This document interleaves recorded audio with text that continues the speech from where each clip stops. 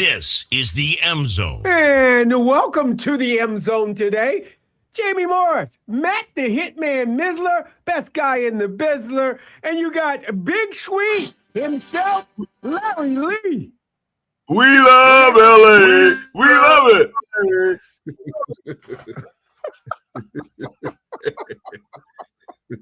Remember that song? You love LA.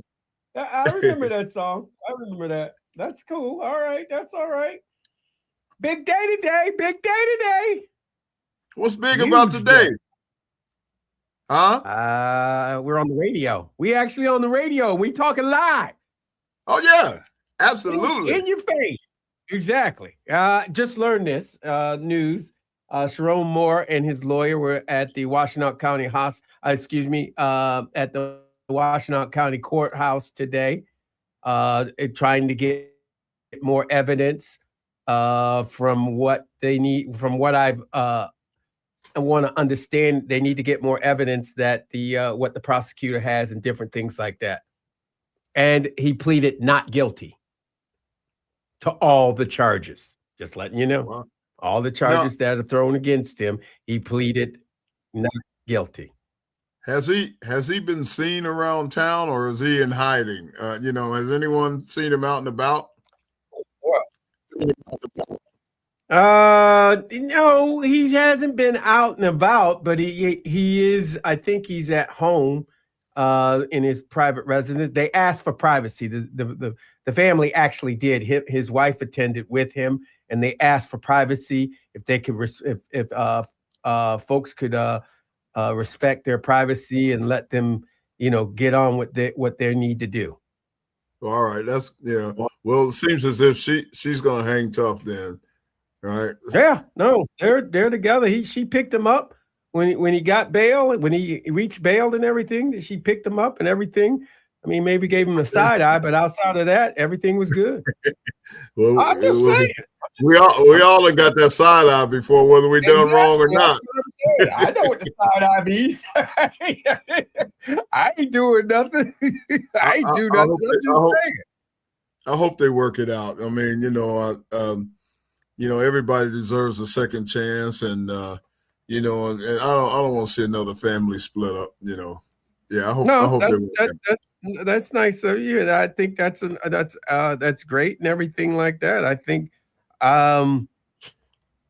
look, I hope that the lawyers that he has that's representing him that can really get some of these charges, taken away and different things like that, so he doesn't have to serve time or anything like that. Hate to see anybody serve time, something like that, but we will keep up on our attention on that.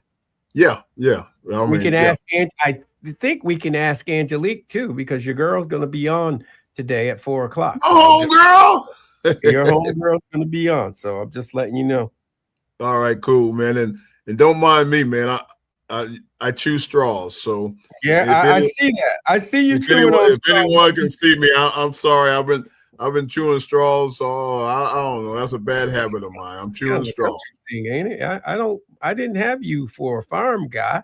That's kind of a country thing to do. I just think I'm not gonna. That's not for a city slicker like yourself. You like to couch yourself as a city slicker, an executive, and different things like. Now you're chewing on straws. I don't know where that came from. Hey, I've been chewing on straws since I was an executive and a player, and I don't know. It's a bad. I don't know. I picked that up years ago, and my wife gets on me too, man. And nothing like going to Mickey D's or something, man, and taking that straw. And they got the best straws. I think Mickey D's got the straws. He even knows. Man, he even knows who's got the great straws and the best straws and everything like that. So what do you call? Oh, go ahead. Nowadays they're trying to be conserve energy and all that kind of stuff and be, get rid of plastic. I hate paper straws, man. I can't chew on paper straws. So I got to have the plastic straw, man. That's bad for the turtles. That's bad for the turtles right there. All that plastic you put in your mouth could end up in the ocean because they don't know where to dump things. So they dump it in the ocean. So that straw right there is going to make itself right to the ocean. It's going to be around a turtle's neck. Well, you can't chew on a paper straw because it don't last. You ain't supposed to be chewing on nothing. Didn't your dentist tell you that? You ain't supposed to put things in your. I know as much money as I have invested into my mouth. I ain't ever gonna be chewing on nothing but my mouthpiece when I do at nighttime. That's the only thing I put that thing in my mouth. My dentist out here called me today, man. When you coming in? Because I got implants put in, and now the teeth are in. So he's ready to put the teeth on, and he can't get to me, man. When you coming? And it's my college fraternity brother and everything. Larry, when are you coming? I'll get there as soon as I can. So I'll try. I get there, man. Mm-hmm. Larry, we're going to call you. No, it's not. No? Larry, it's on Mike. It's it's your computer? I'm sorry. That everything is moving way too slow because his computer is junky. Okay. I lost you. Got it. I lost you. Got it. Miss just told me you're moving everybody. You heard it, Jamie.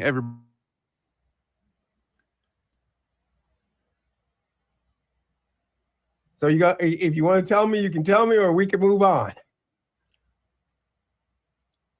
Whatever you want to do. We got gremlins today. Move on. Okay. Anyway, Larry, can you hear us? You're going in and out every now and then. I hear. There's football.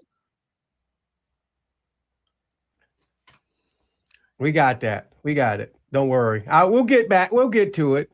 Congratulations, Aiden Hutchinson. Way to go. He's the comeback player of the year. And that's great for him. We look forward to it and look forward to him winning. Hopefully he does win for comeback player of the year. He's going against somebody. Yeah, I don't know who else is involved, but comeback player of the year, NFL. That'll be great for Aiden Hutchinson. Love that idea. And hey, dude, I'm gonna tell you that this OC is taking a hit. A lot of people not liking the OC. I don't know why they don't. You don't even know anything about him yet. We don't know anything about him. We got to see what they're going to. They're not going to change the plays. Dan Campbell likes his plays. I'm just saying. What did I say the other day? Aren't you looking for productivity? Shouldn't that be the main objective when hiring someone in these slots? And show me my man's productivity. I mean, it's hard to tell. I mean, he's been with the Arizona Cardinals. When you've been with the Arizona Cardinals, the more you talk, the more you talk, the deeper hole you're digging, I'm not trying to dig a hole. I'm just telling you. For some reason, Dan Campbell likes this man, okay? Look, it may not just be Dan Campbell's choice. It may be, his choice too. The GM's choice. I heard it wasn't. Okay. I heard Brad that wasn't necessarily for it, but he went with the coach because the coach said this guy is a better fit than others, and I think there's some other intangible. I thought I heard through the grapevine that he was at Ben Johnson's wedding. Yeah, he went to Ben Johnson's wedding. He stood up for Ben and everything like that. Yeah, I got that. So maybe he's hoping some of the Ben Johnson residual is on this guy or something. And, I'm not judging him yet. I'm not crazy about the hire right now, but I'm a reserve final judgment or anything, but maybe Dan Campbell knows something we don't know. So I'm at least say that. Well, I don't know of the young man. I didn't watch a lot of Cardinal football because it wasn't in this area. The Lions didn't play them this year or anything like that. So I got to leave my final judgment at the door right now, wait until OTA start. You know what I'm saying? Me too. I'm sorry. No, go ahead. And I'm the main guy that says, hey, quit going for the same old names. And so I'm giving it a shot, giving somebody a chance. But he was the OC at Arizona, so we got something to look at. And I'm big on productivity or innovativeness and that kind of thing. I'm gonna do a little studying on Arizona's offense and watch some, see if I can on YouTube what I can watch and that kind of thing, and see what I see about his offense so I can be more objective when it comes to the hiring. But he bypassed your boy McDaniel, and then and your boy got McDaniel. So yeah, over in L.A. with the Chargers, so we'll see what that was. I guess everybody's first choice, but now that's what sometimes bothered me about NFL and that kind of thing. Buddies hiring buddies, and that kind of thing, and football isn't necessarily. I don't know. Productivity in football isn't necessarily the criteria. It's not that old saying. It's not what you know, it's who you know. Right. So no, you're right. We'll see what I'm going to reserve judgment. Hey, let's stay with the Lions. Congratulations, Dan Skipper. He announced his retirement. It's time for me to report as retired. And he wrote on Instagram. I mean, I was going to say, did he tell it to the ref? Make sure he got called. Make sure they know. He reported it in 24 years of putting on pads and a helmet every fall. This year, I'll trade that in and trade that out to pursue a career of other side in coaching. He may try to be a coach. He's saying. Yeah, he's got many memories, experience that the NFL had brought him and his family. It's hard to put into words.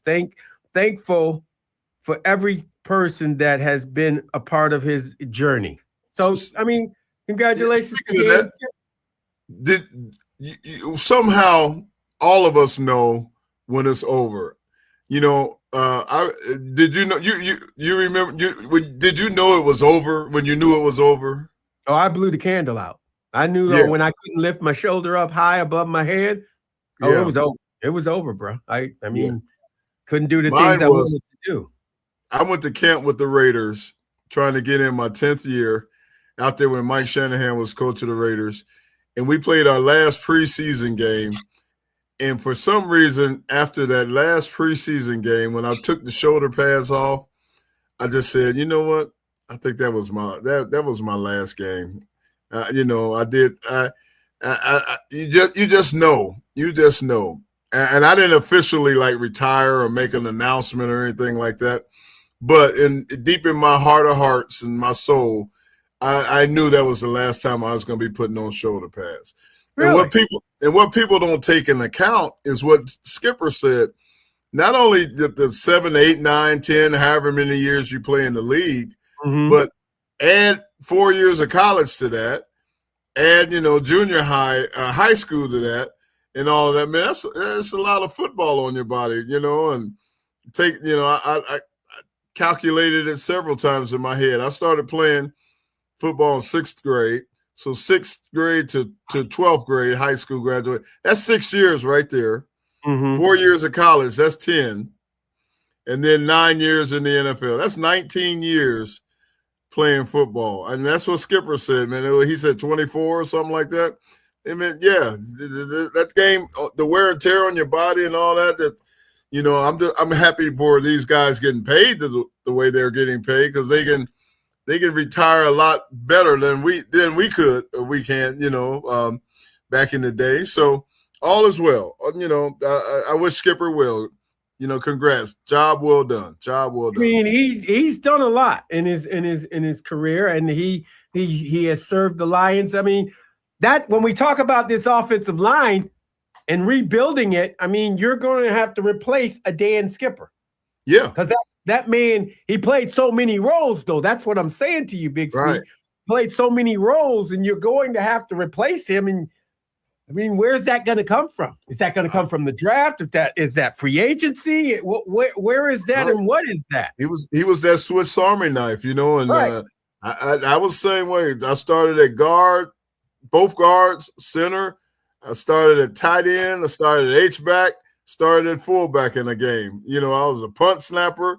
I was the field goal snapper, and I started on defense. So that Swiss Army knife thing yeah, they're gonna have to. He covered a lot, so it's like the sixth man in basketball. You come off the bench and you got to be versatile to make a difference and that kind of thing. And once again, kudos to Dan Skipper. Kudos, good. Oh, great job. And so that's got to be filled too. So now you lost your center, your longtime center. Now, and you did try to bring him back. He just couldn't get it done. He just couldn't pass a physical. Yeah. And now you just lost your longtime tackle / tight end / utility man. That's why I try my best when it comes to the Lions not to be negative Nelly. And, when we talk about their window and everything, when everything was flowing 2 years ago, great offensive line, quarterback rolling, receivers, defense kicking, you got to pounce on the moment, man, because now reality is starting to hit the Lions. And, reality of this and that. And now it looks like the backfield is going to be split up eventually, and now you got to replace some of them great linemen and that chemistry you had. You don't get too many shots at the arrow when you're an organization like the Lions, so you got to capitalize while you're there. And that's why everybody probably says Larry's such a negative Nelly or everything, but I'm a realist too. And being a realist, you only get one shot, man. Look at the difference between last time the Lions went to the NFC Championship game and this past time. It was 91 until 2 years ago. So, man, when you get those opportunities, you got to be cerebral and count and make it all happen, man. You can't just throw caution to the wind all the time. Yeah. What I'm learning is you can't plug and play. You gotta get the right guy, and the right guy's got to fit, and everybody's got to fit into the right slots and different things like that. So it's not just the bodies and the names on the back. I mean, you need to get a guy that fits into this offensive line so they come together. And right now, the Lions have a problem. Right now, you lose Dan Skipper, you lost Frank Ragnow. Last year, I mean, who else is on that offensive line that you can look? I mean, they did a great. Taylor Decker. Taylor Decker's a little long in the tooth now. No disrespect. Glasgow is there too. I mean, you got him there.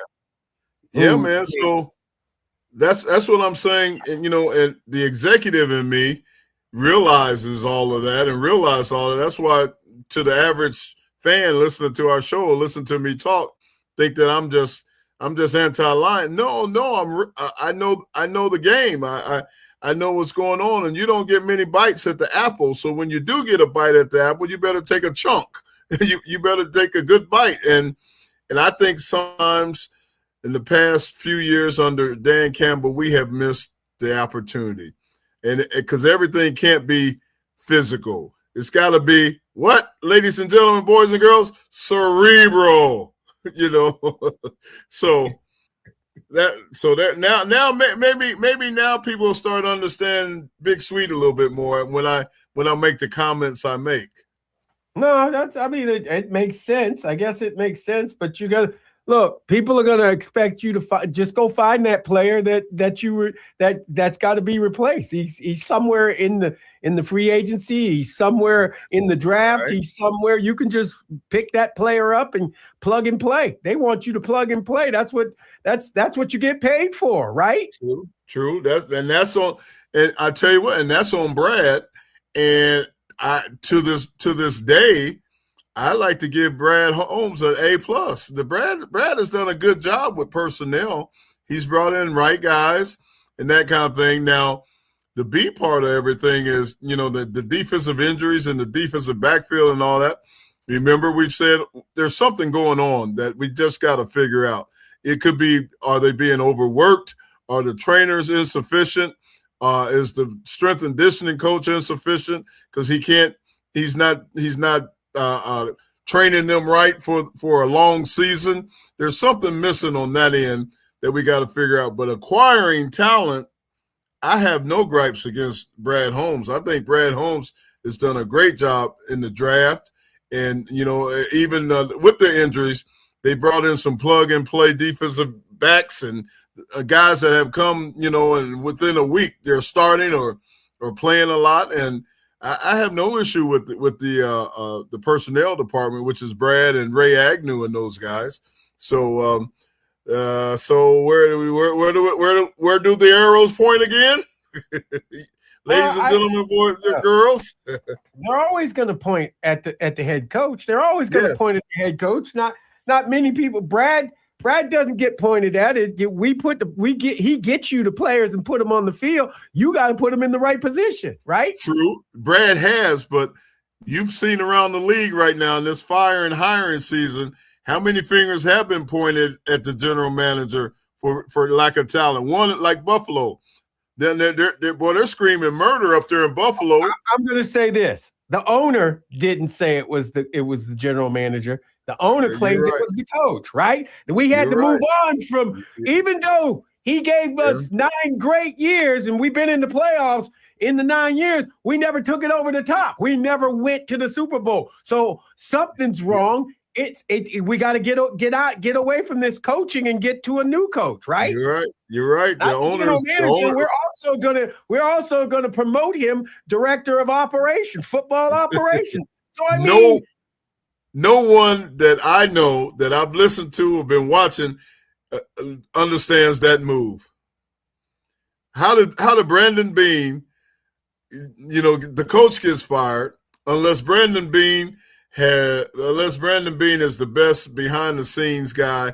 And now they're starting to point fingers, or they were pointing fingers as to, Brandon Beane how you get a promotion out of this? You fired a coach and now he's president and CEO. That's another one that puzzles me, man. These owners, I'm telling you guys, a lot of these owners, the great business people that they become, however they become owners and their other businesses, they've done great at their other businesses that made them the billionaires to be able to own an NFL franchise. But when it comes to NFL franchise and movement, there's only a handful of owners that truly get it. They truly get it. So I don't understand the move of taking Brandon Beane, firing the coach and making him president and CEO. That baffles me. Yeah, that baffles. I guess the whole city of Buffalo is baffled by that. That football coach was a community structure. He was a community that the community loved him, like you said, Big Sweet, and nobody can figure it out. They have not heard anything to why he should have been fired. But Josh Allen said he will say something about his former coach when the new coach is chosen. So he wants to sit and wait and let this happen, and then he'll go from there. We need to go to a break, but we'll come right back. You're listening to the M Zone on the Big 1050.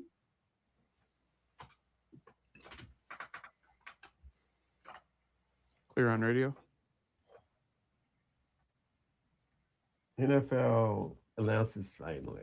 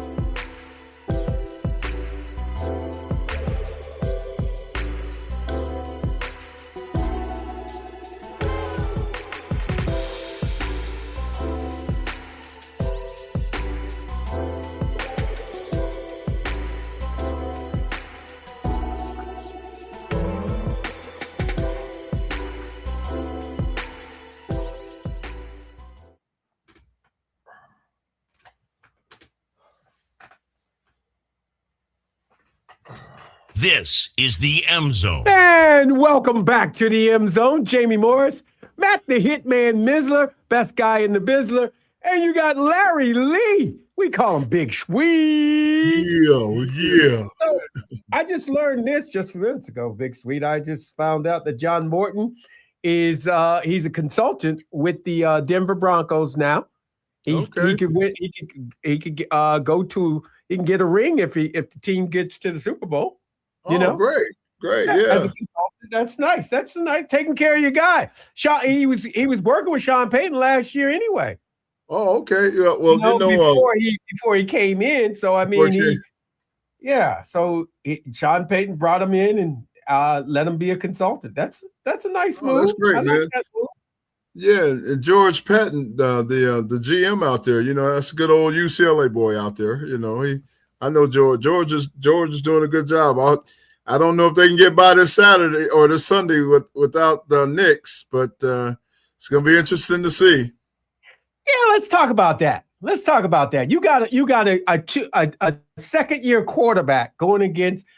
I get him. I get it. He's got a backup quarterback starting, but he's a backup veteran quarterback.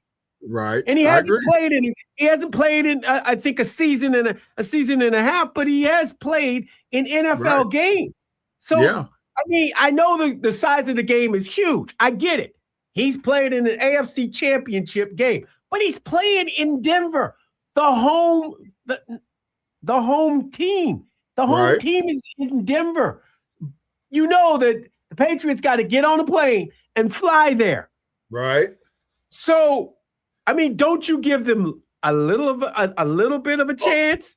Absolutely. I tell you, but the New England's quarterback is playing well. I think he's a wonderful quarterback. Don't get me wrong, and he's up for the MVP. But I mean, I agree. Just saying.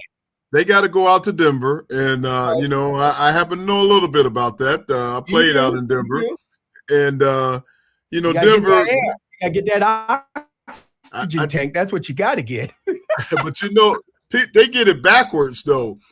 Teams that if you're playing the Broncos on Sunday, teams try to go out like on Thursday or something and get acclimated to the. That's when it hurts you the most, about 2 or 3 days later. So you best to keep your same routine and go out there on a Saturday like you would anywhere else, and it don't really start affecting you for 2 or 3 days. And if you go out there on a Thursday thinking you're gonna overcome it, that's when it's gonna hit you the most. And I tell you, I used to go to training camp early because it makes a difference, man. A couple of times I remember walking down the street and I felt like I was going to faint, man, just because, I was like, whoa, I just lost my equilibrium, man, because that altitude, you got to get used to it. Now, back to this deal, I agree. I think, you got a veteran quarterback who's seen a little bit more, and I like Sean Payton, and they're at home, and I think New England, they have proven themselves, but they did have a pretty easy schedule this year. The easiest schedule in the league, I think I saw somewhere. And so, my heart and everything's with the Broncos, but I do realize if New England goes in there and beat them, I wouldn't be surprised. Look, I get it. Jarrett Stidham has not played in meaningful games in a season and a half. But let me tell you this: played in games. Go ahead. Either one of them is going to lose to the NFC champion in the Super Bowl. Okay, so I'm glad you brought this up because we've had this a couple years ago. So are you a Stafford guy still? He played for the Lions. Are you going to cheer for him that your team, the Lions, aren't there? I'm just saying. Or are you? You just don't know the can of worms out here. My brother-in-law, who is the assistant district attorney, is the biggest Los Angeles Rams fan on the planet. This dude he's stupid Rams crazy, right? Yeah, okay. At breakfast this morning, before he went into work, we're sitting at the table. He's telling me all the reasons. Larry, now you know Stafford and this and that. He's giving me all the reasons the Rams are going to win. And I said, Gilbert. His name is Gilbert Wright. I said, Gilbert. Seattle's on a roll right now, and I know, Larry, but the Rams were up on them earlier this season, 30-9, and lost to them in the fourth quarter. So we went at it this morning about it, and I am a Matt. In this particular case, I am a Matt Stafford fan. I think this will be the defining moment in Matt Stafford's career that will take him to the Hall of Fame. He goes in here especially if he wins another MVP, or not another, but wins an MVP. He wins an MVP, an NFL MVP. Yep. Which he's projected to win this year. Right. And then they mess around and go back to the Super Bowl, and then they mess around and win it. Then that would put Matt on a pedestal that rightfully he deserved. I still am a Matt Stafford fan. I like Matt. He's always cordial, cool. Every time I used to see him at the Lions training camp, he treated me like the uncle, and kind of thing. A good guy, but I tell you what, man, Seattle's playing some good football right now. Yeah, they have, but they got blown out when they played them the first time, the Rams blew them out. The second time around, the Seahawks got them. The Seahawks came into Los Angeles and got them. So I get it. I get what you're saying, but I'm going to say this. I'm going to go one up on you with Matthew Stafford. If Matthew Stafford wins this Super Bowl, he not only is a Hall of Famer, he's a first ballot Hall of Famer for all the records he has at the Detroit Lions. That will verify his records that he has here with the Lions. That shows him he's not a quarterback who just threw the ball when he was in the Lions because the Lions weren't a good team. So that being said, all of the stuff that he's done before he got to the Rams, if he wins this Super Bowl and wins the championship, he is a guaranteed first ballot Hall of Famer, and he goes down as one of the great quarterbacks. I don't disagree. I'm just saying. I'm in agreement with you 1,000%, man. Matt, for what he's done, I think he's still right now. If he loses this next game, I think he's still potentially eligible not eligible, but potentially should get in the Hall of Fame. No, he should get in the Hall of Fame. I'll give you that. He should get in the Hall of Fame because of all the things he's done in his career. But what I'm saying is you don't get first ballots in. Right. It takes time. You know as well as I do. You got to be a special. Hey, Ryan Clark, you got to be a what do we call it? A generational talent. Yeah, what was Ryan talking about, man? What was Ryan coming from? Ryan Clark does not think Tom Brady or Drew Brees or Peyton Manning are generational players. I don't know where that's coming from. Maybe it's because it's anger. As a matter of fact, I found where Ryan Clark had a receiver, a Patriot in the playoffs, one-on-one, and he got burned twice by that player. Tom threw the ball to the player. Okay, maybe he's mad about that. Maybe that he got cooked. Okay, maybe he got cooked too many times. That being said, that's why he said he's not generational. But what I'm saying about Matthew Stafford, if this man and then who got the better of the trade? Who got the better of the trade? Right. Was it Matt Stafford or was it Jared Goff? That means the Rams got the better of the trade if they win that second Super Bowl. I kind of hope it was the Lions would get that upper hand because they also have a chance to get to the Super Bowl someday. I think they already it's already determined that the Rams got the better of the trade. Not yet. I mean, they've gotten good since Jared Goff. I mean, they still cheering for his name. They still calling his name out in public. They haven't gone to the big one yet. Under his tutelage. Okay, I got you. They've been to an NFC championship game. Right. They've been And to the an coach NFC blew it. championship game. And the coach Okay, blew it. okay, all right. We know how you're feeling, how you feel about it. I'm just saying. Look, we still got time.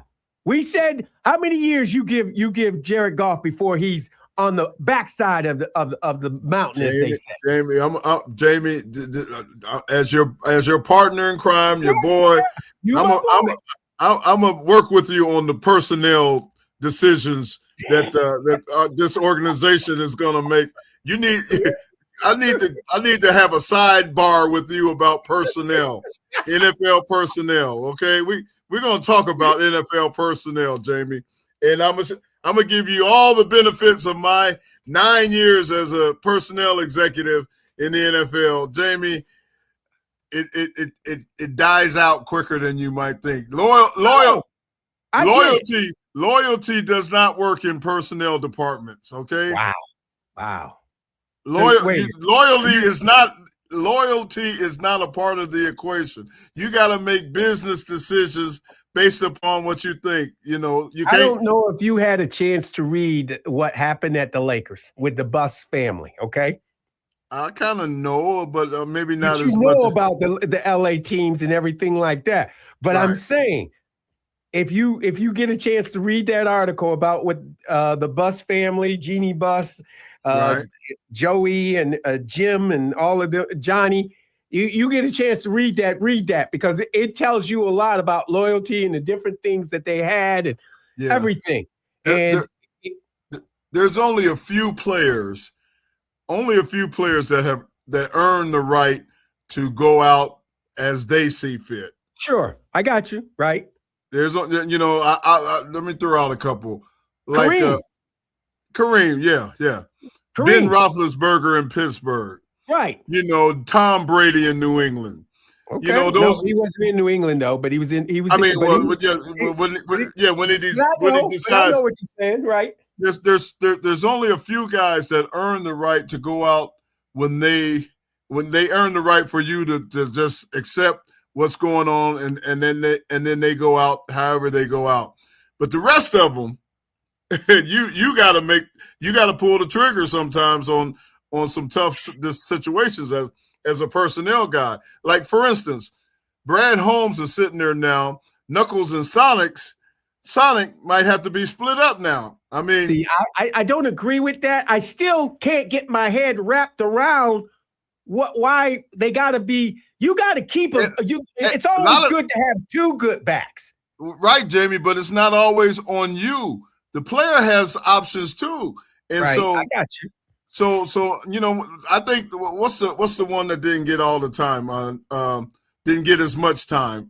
Montgomery, he wants to be a star somewhere, and he might pull the trigger on his own or force his way out because he wants to become the man somewhere else and not share time. Now, it was fun and dandy when everybody's winning and they're going to the NFC Championship game, but now it's not like that anymore, and reality's setting in. That's why I make the comments I make about the windows and the opportunities that you get when you get there.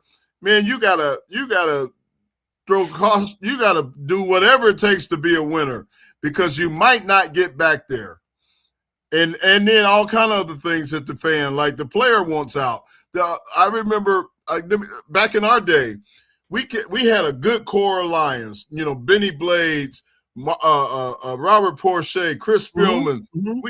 We kept them together as long as we could for 4 years. Like we did well keeping them up, but then the salary cap started getting to us, and then Lomas left, and then Kevin Glover left, and then different guys started leaving, and it couldn't be helped.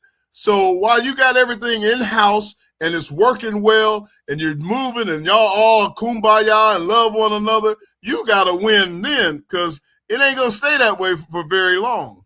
So what you're saying is that Barry needed to get paid more. Yeah, I mean, I get it. I'm saying, I mean, I get it. I mean, look, and that was the part that caused Barry to leave. Barry was so loyal he turned around and Lomas wasn't there, and Kevin Glover wasn't there. Herman Moore's gone, and now all these new guys we were bringing in, he wasn't feeling because those were his boys. So he said, in typical Barry fashion, Barry said, "Man, it ain't fun for me no more. My boy Lomas ain't here. Kevin Glover ain't here. David Sloan, the tight end's not here. Brett Perriman's not here. Johnny Morton's not here. I'm gone. It's not fun anymore." That makes sense. It makes sense for a lot of people to. I mean, I get it. When Barry left, we were like, where Barry at? I mean, you lost your quarterback. I'm not. Yeah. What I'm saying is that the decision isn't always on the team. You know, the players, they want their maximum scenario too, and they're only gonna be as cooperative for a while. And now reality is starting to set in on the Lions of guys wanting to maybe explore or go elsewhere, and they'll kumbaya, and we all just love one another, and we love Dan Campbell. Now reality's setting in, and the business side of things are setting in, and these guys want their maximum money. And then, I get it. He don't want to waste away. And Montgomery doesn't want to waste away. He wants to play. Exactly. He knows he could be That's a starter just an example somewhere in the league. No, I get what you're saying. And you know what? I get it. Holmes is trying to help him out. Brad Holmes is trying to help him out. Hey, I understand what they're going through and what we need. Jahmyr Gibbs is we think Jahmyr Gibbs is the premier running back at that spot. I get it. Another look at the Dan Skipper's gone. The Ragnow's gone. There's things that happen beyond your control. Still, don't know the extent of the injury on Sam Laporta. I mean, you may have to draft a tight end. So somewhere. Jamie, that window, that so-called window that we all love, and they'll be back or give him another shot. No, there's another side of things that you can't control.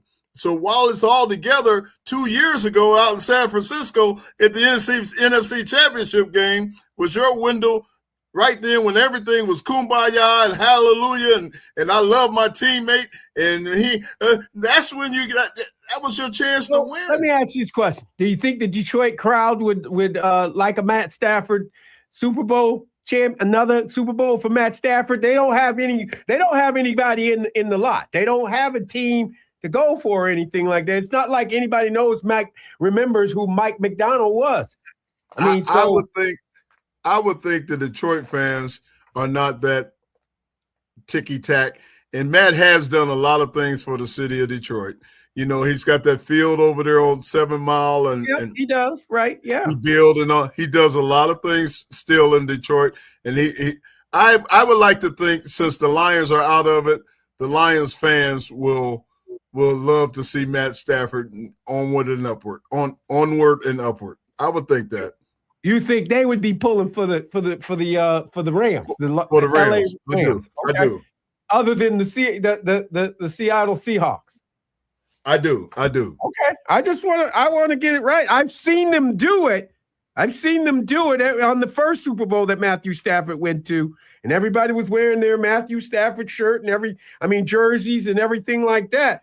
But this is where Detroit wanted to be. I might be a little skewed right now. It could be a little. That's what I'm saying to you. They could be a little mad right now and say, "I don't know about that."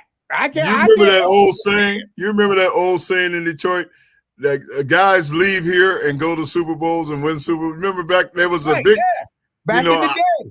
Lomas did that. Lomas got his Super Bowl championship. Leave it here. There was an old saying that guys leave the Lions and go and do better. I'm one. I left and went to a Super Bowl with the Broncos, and I was a part of that thing. So, I'm a little skewed right now because I went to that, the Ken Easley Memorial. I was on the committee and the band played. Mm-hmm. So I was around a ton of Seahawks last weekend. Steve Largent, Dave Craig. So you feeling Seahawks? They're in my head right now, and I'm not thinking logically because I was just around all the boys, and we was loving on Ken Easley and all that. So I kind of got Seattle Seahawk in my heart. Okay. But I love I love Matt Stafford and cool. My brother-in-law is the biggest Ram fan on the planet. Yeah. So I'm to be honest, I'm really You're torn. Yes, I am. that's what you are. Right. I get it. Look, the winner of you said it, and now I'm going to say it. The winner of that game should win the Super Bowl. Champ. Should be the Super Bowl champ. Should be. I'm just saying, because you got a 2-year quarterback about to come over here to win it in the Super Bowl, or you got a backup quarterback right that could potentially be in the Super Bowl too. And I'm just saying. One last caveat. What? I do like me some McVay. That's that cerebral coach. I like that young man. The Rams coach. I like him. Man. I like him a lot. Oh, and you know me, I got to tie it all up to Dayton. You know his granddad, the old. What you gonna say? His granddad's from Dayton, Ohio? His granddad, the San Francisco 49ers guy, was from Dayton, Ohio. And he University of Dayton. Well, I didn't know that. It had something to do with Dayton, Ohio. I did know that. It was coming sooner rather than later, but I get it. But I tell you a funny story. The Rams were here playing the Lions in Ford Field, and I was on the sideline, and Sean McVay walked by, and I said, Dayton, Ohio. He ran over to me and said, who are you? Well, I said, I'm Larry Leah played. I'm from Dayton. He said, I love Dayton, Ohio. I grew up. My granddad was, and we hugged everything. Dayton, Ohio, Jamie. Yeah, we know it's the land where everything started. The Plymouth, it ain't the Plymouth Rock. We didn't land on Plymouth Rock. Plymouth Rock came from Dayton, Ohio. They moved the rock over to Dayton, Ohio. That's what they did. I mean, good God. Hey, that's where the Pilgrims had their turkey in Dayton. No, in Dayton, Ohio. That's where they got the turkey from.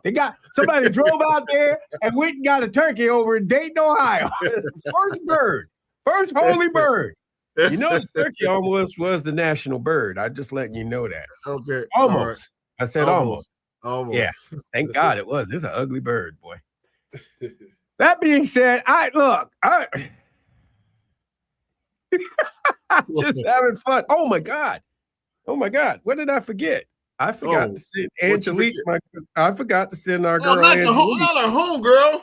I did. And Ms. is going to know what I did already because I already said it I didn't say it to him, but I got to send it to her to make sure she gets it. So whack. I'm sorry. Yes, I know. Whack. They're just pulling me now. They're just pulling me. I hear you. Here's the link. Okay, folks. Let's go to a break. And when we get back, we'll have Angelique on the other side. You're listening to the M Zone on the Big 1050.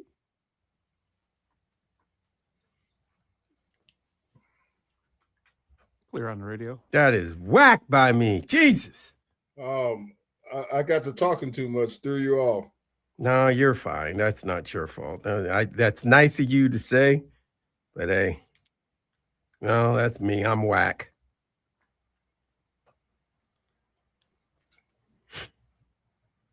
Uh-oh, they putting protein in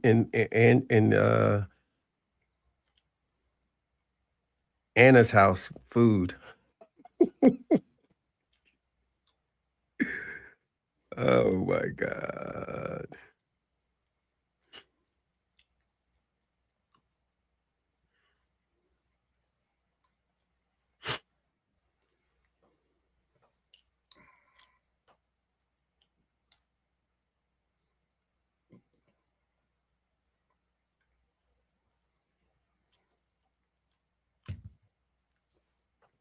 Angelique, I'm sorry. I just emailed you the link to get in.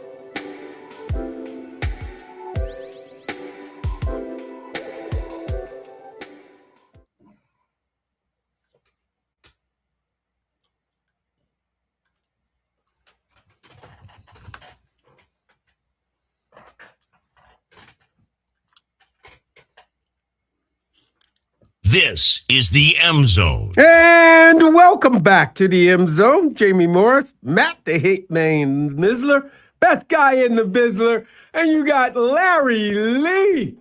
Hey, Big real sweet quick. baller. Go ahead. Real quick. Hey, Zach had you down yesterday. What are you talking about? Did you hear? You hear about it? I didn't actually hear it. I Zach, took off. I think Zach did you better than me. Hey, welcome. Zach had you down, man. Zach did you better than I do. Right. So he was ready. He was ready. He was prepared. He was ready. He was ready. He did his thing, man. Next time he comes on, you got to show him some love. I will. I told him, come on with it. I did say, come on with it. So I guess he came with it, you know? He did. He did. My Okay. homegirl. She's been having a video emergency. That's what she says. Oh, okay. Don't know what that means, but we're having a video emergency. Ms. will put her in when she's ready. I'm sorry. Okay. All right. That'll work. I mean, that'll work. You know, I was going to say about Michigan football. I was going to tell you about Michigan football. You know, We're still signing players. Players are still coming in. Just letting you know, huh? That's a good thing. Yeah. That's a good thing. Just let you know, it hasn't stopped. I mean, I get it. We got a new coach and everything like that, and everybody's, hey, are we getting players? Yes, we are getting players to come in. Future predictions have Michigan doing quite well next year, so supposedly. And you hear what Miss was the one that said that. I mean, it's chat. Is it Chat GPA or GPD? What does it mean? Your age is showing now, James. GPT. I got it. GPT. Whatever. They did say that, Michigan could win. That's all. You still using Homer pigeons and bat lights in the sky. Wow. Is that somebody? Yeah, I do put the bat signal out. I ain't gonna lie to you. I put the bat signal out when I need something. I'm not gonna lie to you. I do that. But I look. I'm telling you, we getting some running backs, getting some new running backs in, still talking to them, getting some new. We're working hard. Uh-oh. I heard it. Well, you hear it, don't you? You hear it. You hear your girl, don't you? Whenever he plays that music, what does that mean? Ladies and gentlemen, Gallus is in the house. Hi, girl. There he is. The only reason I'm on. The only reason I'm doing this. Not because of Jamie. I know. And he already you're gonna miss his you missed his Dayton, Ohio reference already. He was talking about Sean McVay. Sean McVay, excuse me. Sean McVay's granddad, right? Mm-hmm. Was head coach and athletic director at University of Dayton for quite a while. I did not know that. Yes. I did not know that. John McVay. Yeah. Dayton, Ohio. At least you don't say Ohio. Ohio. I know. I hate that. Ohio. It drives me nuts. Nothing wrong with Ohio. Ohio's a good place to go to every now and then. When it's warm. The birthplace of aviation. That's correct. Oh my God. Yeah, I knew that was spark.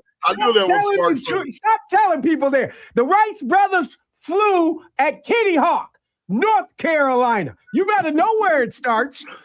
Where was the plane? Just because y'all stole the plane and pulled it back to Dayton, that don't mean a damn thing. The Wright brothers. Go ahead. I'm sorry. The Wright brothers are from Dayton. That's right. Tell her. Yeah. But they didn't.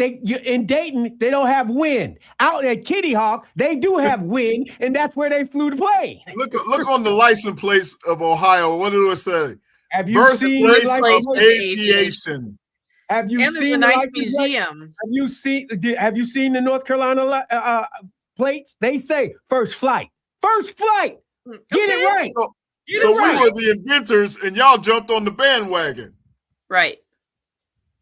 I'm going to summarize what you just said. So I'm going to say the automobile was first driven in North Carolina because they moved all the automobiles there, and we just drove them around. Now you're taking automobiles now. I'm just saying. I got another piece of trivia. Go ahead. Do you know the first highway in America? It's here. In Detroit. Woodward Avenue. Yes. I thought it was going to be Dayton, Ohio somewhere. Angelique was going to say, my grandfather's diner was right there on that highway. Wait a minute, I got another one. Do you know where the first NFL game was played? Yeah, in Ohio. In Canton? I don't know. In Ohio, Triangle Park. No way. Oh, my God. Yes. Look it up. That. Did they do that with candlelights? They did that with candlelights? 18 now you want. See what haters do, Angela. No one hates you. No one hating anybody. I'm just saying they had the candlelights out. They're just going to find the negative and throw a spear, Wow. That's the way he is, though. Angelique, I know. And you know what? I'm going from one scenario to another, and I hate to say this. I heard that former coach Sharon Moore was in court trying to get in some things, and he did say that he was not guilty of any of the crimes that the prosecutor presented. And do you have anything to expound upon that? No, I mean, I think his lawyer said that Right. afterwards. I mean, he didn't speak, but no, I mean, I watched the hearing, and I mean, it just sounds like they have to collect phone data, and both sides need it. And so they're waiting on that. So they have a delay until, I believe, March. There's another hearing in mid-February. But then the probable cause hearing is now in mid-March. So, but it looked like he was, his wife was there, and I believe his parents and her parents were also there. So, looks like he had some support. Yeah, that's good. That's good. It's good that he had some support and everything. And yes, I hope they survive. I mean, their marriage, I'm saying. I hope they survive. I mean, they've got 3 little kids. I mean, they have an infant. They have a, baby born in July. But, I know people want to say, well, why is she with him and blah, blah, blah. I mean, you don't know. We don't know what their relationship is and how long they've been together and all of that. So it's hard to judge. None of our business. No, I mean, the guy made obviously a major mistake. It's cost him his job. I mean, we talked about the whole Gary Moeller situation. Not dissimilar in the sense that they had an event in their lives that ended their Michigan head coaching career. So, but Gary Moeller, managed to return to coaching. So, time will tell with Sharon what will happen. But I think for now he's his prospects are damaged. They're not good right now, but you don't know. I mean, you've seen some of these guys with DUIs and a couple of the head coaches who've talked about their drinking problems and they're head coaches. So, people can be rehabilitated, I guess. So, we'll see. We'll see where this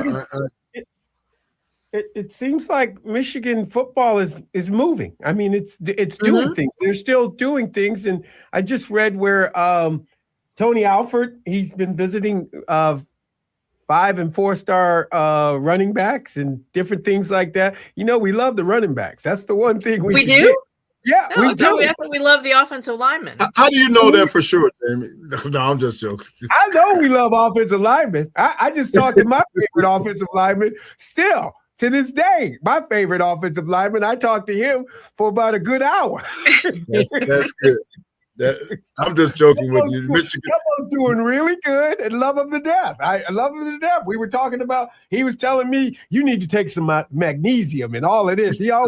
He's worried about, you're doing this. You need to do this. You need to do that. I'm like, Jumbo, calm down. I'm good. Michigan's done great at the running back position. No doubt about it. Yeah. They have, and they've got, I wrote yesterday about Taylor Tatum, a kid they brought in from Oklahoma. Yeah. But, it's a two-star player. He's a baseball player too. And Tracy Smith, Michigan's baseball coach, is the one who he was in communication with Taylor's dad before when he was coming out of high school and really wanted him to play baseball. He thinks he's a high round draft pick in baseball. And it didn't work out initially, for Taylor to come here as a football player. So when he got in the portal, Taylor's dad called Tracy Smith, Michigan's baseball coach, and said he's in the, we'd like to revisit this because the kid really wanted to be at Michigan. And so it happened. He called Tracy Smith, called Ward because he didn't know Kyle Whittingham. He'd just been hired not that long before.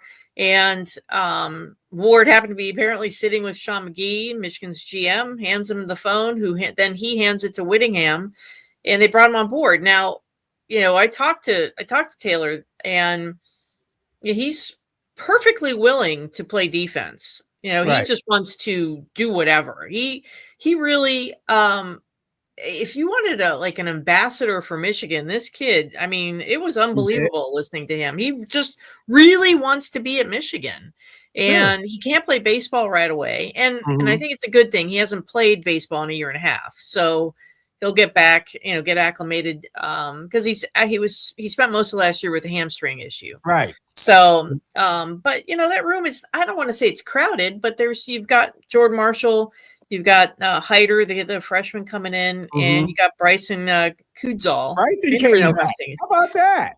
I think that was smart. I mean, I think it's another thing about get your Michigan degree, and he is going to be a contributor. I mean, right now maybe you'd put him at number 2 because you don't know. You got to get Hyder acclimated to the college game too.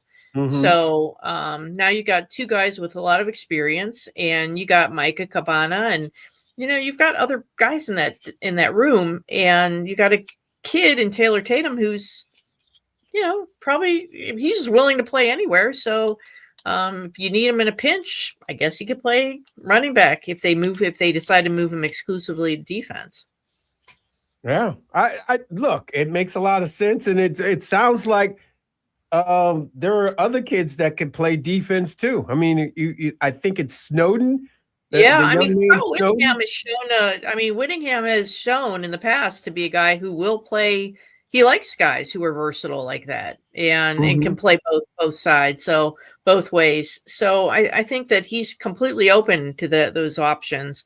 And I kind of wondered, with the way the game is going, there are fewer snaps generally in a game. Yeah. So maybe it's not as taxing for a guy who wants to play on defense. If you're an offensive player, wants to play on defense as well.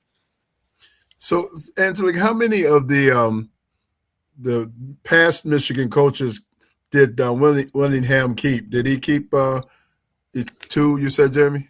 Yeah. Well, technically 3, but Kerry Coombs was not really on staff. He coached in the bowl game.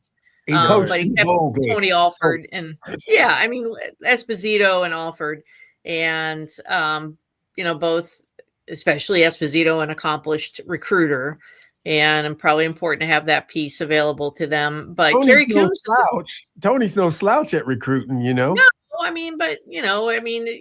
this guy's bringing in like boatloads of defensive linemen. You just need a couple running backs. What? How dare you? How dare you? You just need 1 or 2. Oh my goodness! And how many running backs did we use at the end of the year? Think about all the running backs we had to use at the end of the year. I know, and I'm just kidding, Jamie. I just say it because of you. But Kerry Coombs, I think I mentioned this. I talked to a couple of the special teams guys after the bowl game, right before the bowl game, and it was a noticeable difference to them, the way he was coaching them and getting them ready. And I thought they looked better in the bowl game. They played better. They were up. They played better, and they were up the step and everything. And the punter actually kicked it. Kind of had a good kick.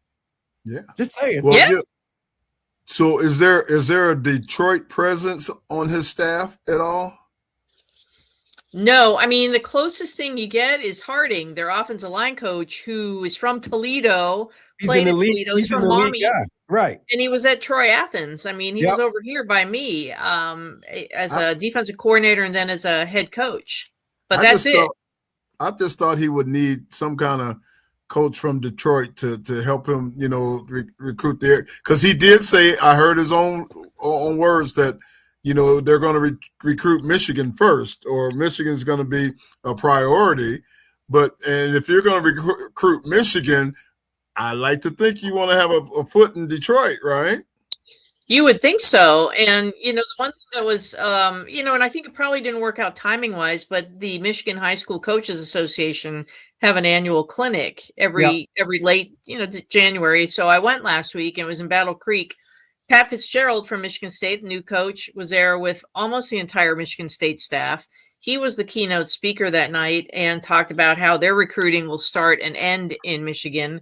Then he kept popping up slides of each coach with the map of Michigan and highlighting which coach would be, recruiting which area. So, they were there definitely cornering the market. But that doesn't mean that Whittingham won't be doing that. I just think it timing wise, I think that they had loose ends, all these coaches to tie up in Utah, and we're not there. But it is an important thing to do. I remember when Jim Harbaugh went the first year. It's an important place to be to get FaceTime with all these Michigan high school coaches. Right. Yeah, and Larry's right. I think Larry's right. He's going to have to have a Detroit presence, a person or somebody that's going to is familiar with these coaches that are in the Detroit area, as well as with the high school system in general. For sure. And first of all, Larry's always right. But, I think that you're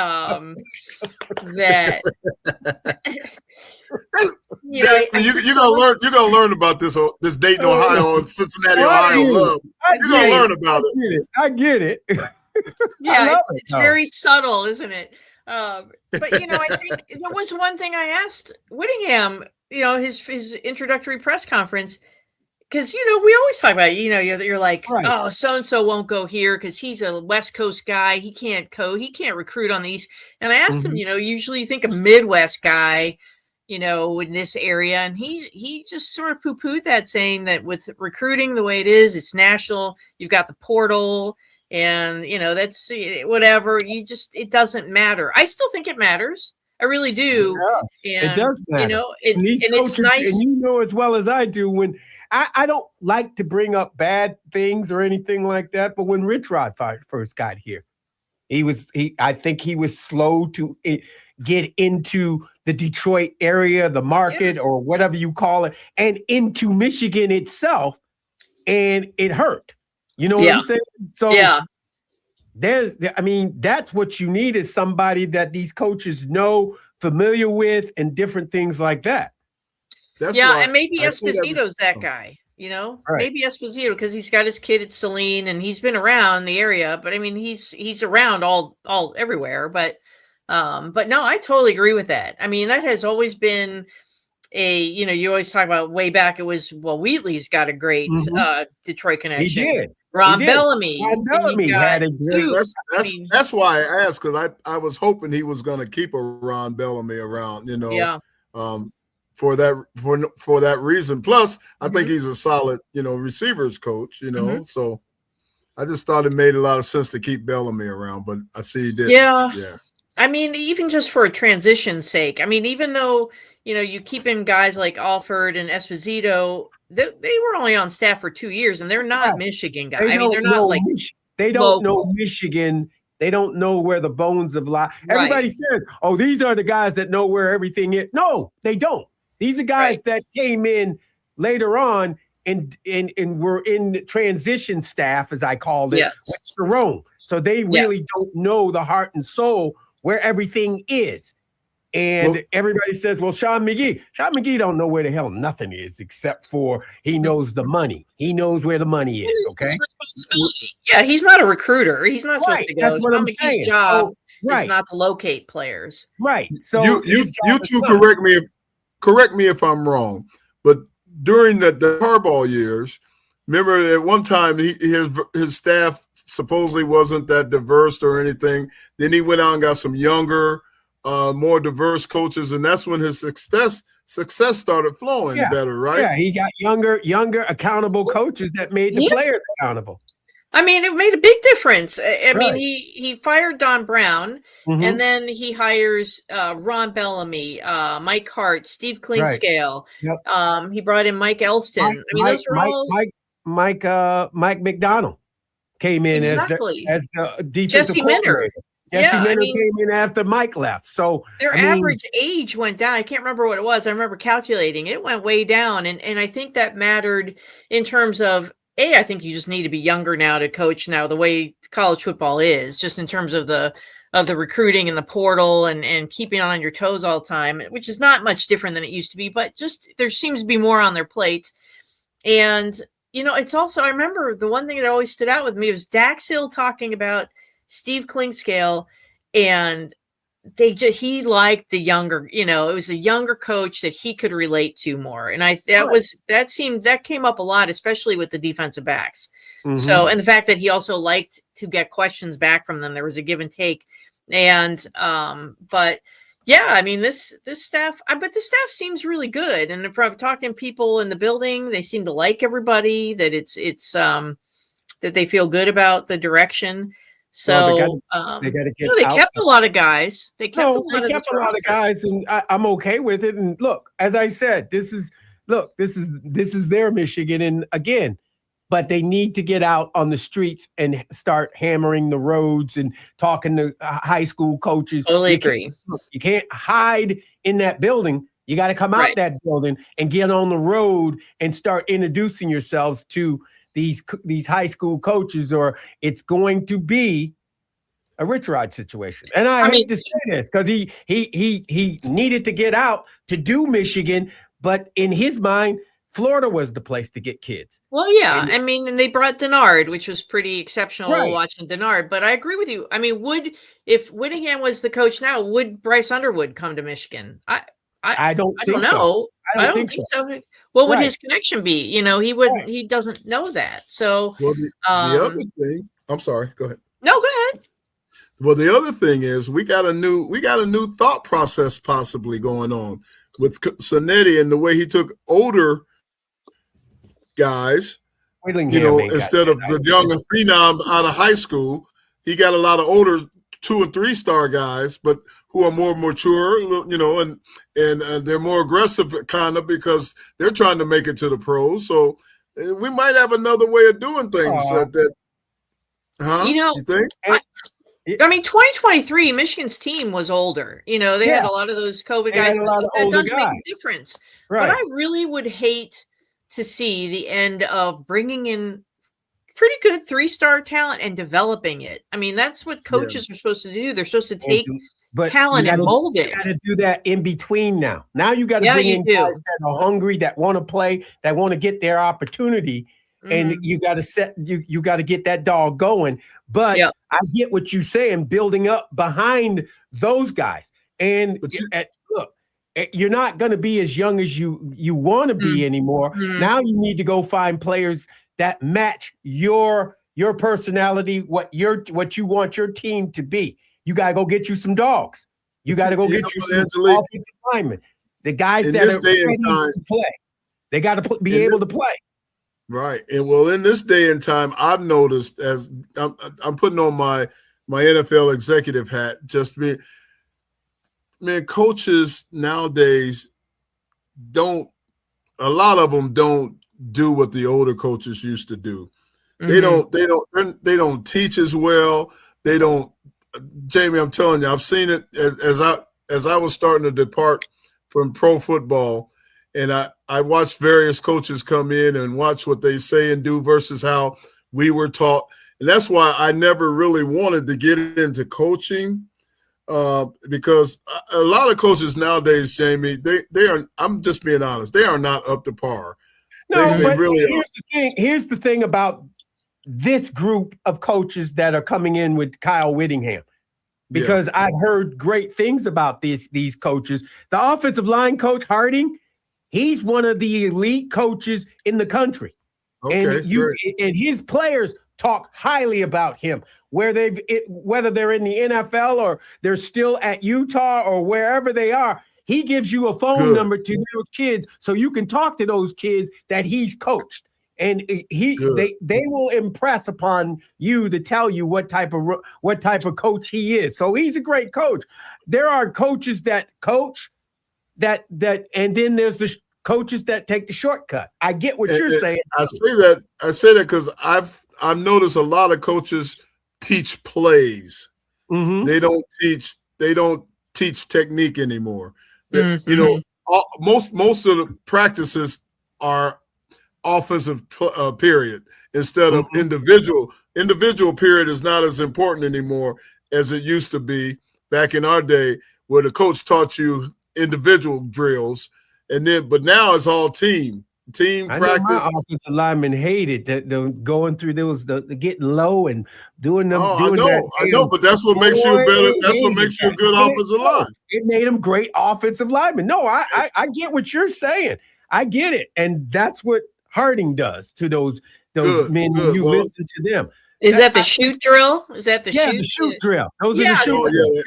because I remember it was at one of the Michigan the end of the season busts, and I was talking to Steve Hutchinson came over and we were talking, and I believe it was Rich Rod, and we were talking, and I said they're not doing the shoot drill. I mean, that's what I was told that, and he kind of lost his mind. He's like, that you have to do the shoot drill if you're going to be a good offensive lineman because it teaches you. Low man wins. Exactly. Low man wins. They don't hit sleds anymore. Gosh, that's they amazing. don't hit sleds. I can't think of playing offensive line without hitting the sled. No, Angelique, I'd be remiss without asking you this because I know Miz hasn't popped on to ask you, so I'm going to ask you: how are the Queens of Chrysler doing in basketball this season? They're doing well. I mean, they've kind of been in New Jersey for the last several days. They lost to Vanderbilt. They're both like right around each other in the poll, and it was a close game, like 5-6 points. But that's my fault. I'm sorry, it's my fault. I do not watch the women's team usually. Larry, one of his nieces play on Michigan. And I got all excited, and I wanted to see Michigan win because Ms. texted and said, because that was Martin Luther King's birthday, right? Right. Your day, yep. And I got on, and I started watching the game, and they lost. They lost. It's my fault. So I was the jinx. I can't watch. They're playing today, so don't, you shouldn't watch. I won't watch. No, we're leaving early. As a matter of fact, they're getting us out early. We're leaving at 5:40 today, so they can start their game right on time because they aired right here live. Oh, got it. Okay. I've known Brooke Quarles Daniels since she was a baby, and her mom and everything. Her mom used to babysit my daughter, so I've known Brooke all the life. Yeah. Oh, that's pretty cool. Yeah, I mean, it's hard to beat Kim Barnes-Arico. So she's a terrific coach, and they've got a great group of sophomores. So they're just this much away. They're just they are, Angelique, because I mean, look, you got Connecticut, and they were that close, and then Vanderbilt, which is undefeated, but they're that close. They were that close to Vanderbilt, which they should have won. I mean, to me, if I wasn't watching, they probably would have scored that 3-point shot. And probably, yeah. I didn't know it was you, but now that we know, I mean, I gave him the classic running back. Oh, Miz told me it was you. Yeah. It was you. Oh, I ran the riot act on Tuesday when everyone. No, it's really in the men's game is really because you guys stole Mara from UCLA. That's why. So you're saying no? You gave Mara away. Your coach doesn't want to be in the Big Ten anyway. He talks about it like it's garbage. The Big Ten I'm talking about. He wins a big game against Purdue, and what does he say? I want to thank the Big Ten for this late game. He is a hothead. I'm just saying. He was in Cincinnati for a little while, so. That's right. He was. That's right. He was in Cincinnati. Yeah. He's a hothead. Was he a hothead there? I don't think maybe he had the platform he has now to be as much of a hothead. But yeah, I don't think he suddenly became a hothead in California. I think he's been pretty consistent. You could thank Xavier for his hot-headedness. Right. Because that Cincinnati Xavier series, rivalry is the crosstown rivalry. Isn't that what the chili shootout? Isn't that what the hot dog chili place, Angelique? Skyline. Just say it, Jamie. You know it's Skyline Chili. He knows Skyline. Say it, Jamie. Skyline Chili. I get it the 3-way, baby. Give me a 3-way. Gosh. Hold on. He knows. Angelique, he knows. Hey, I made a Skyline chili dip for to watch the national championship game, so that's a good thing to have. What did you think of the Angelique watching it? What did you think of that national championship game?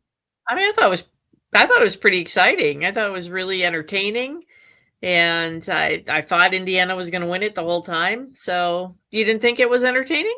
No, I thought it was a good game. I actually was impressed with that game.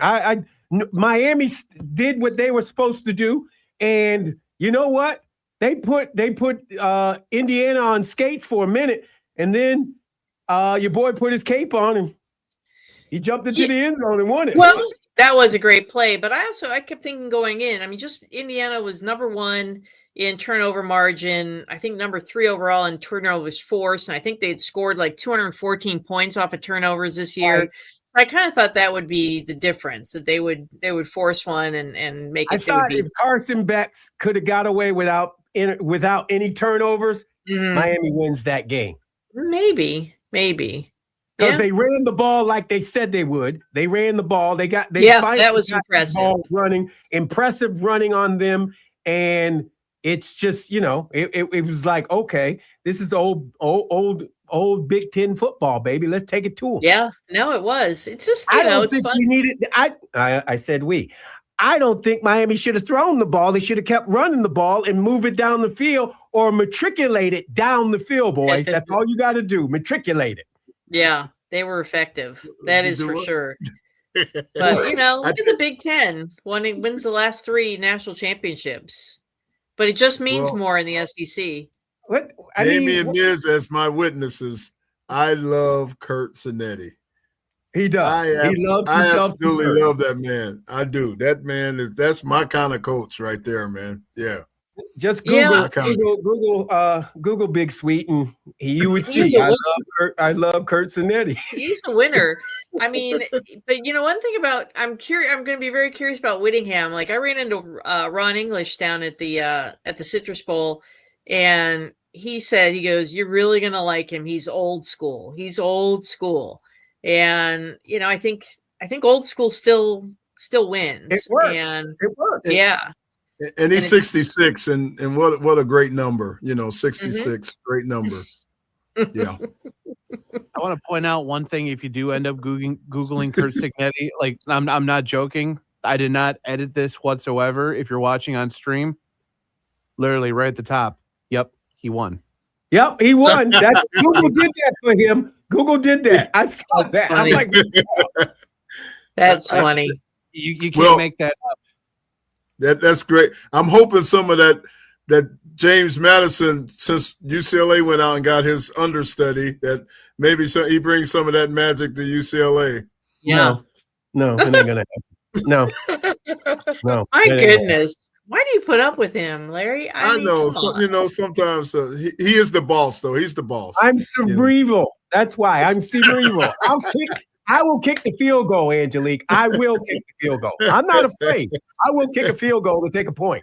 Speaking of cerebral on 4th down, did you see what Cinetti did the other day? He called the time. They were going to kick the field. They called timeout, but the answer he gave was great. He said, look, that safety had been coming up all night. The right safety, this other safety, laid back. So I called the quarterback draw to the right where the safety wasn't coming up.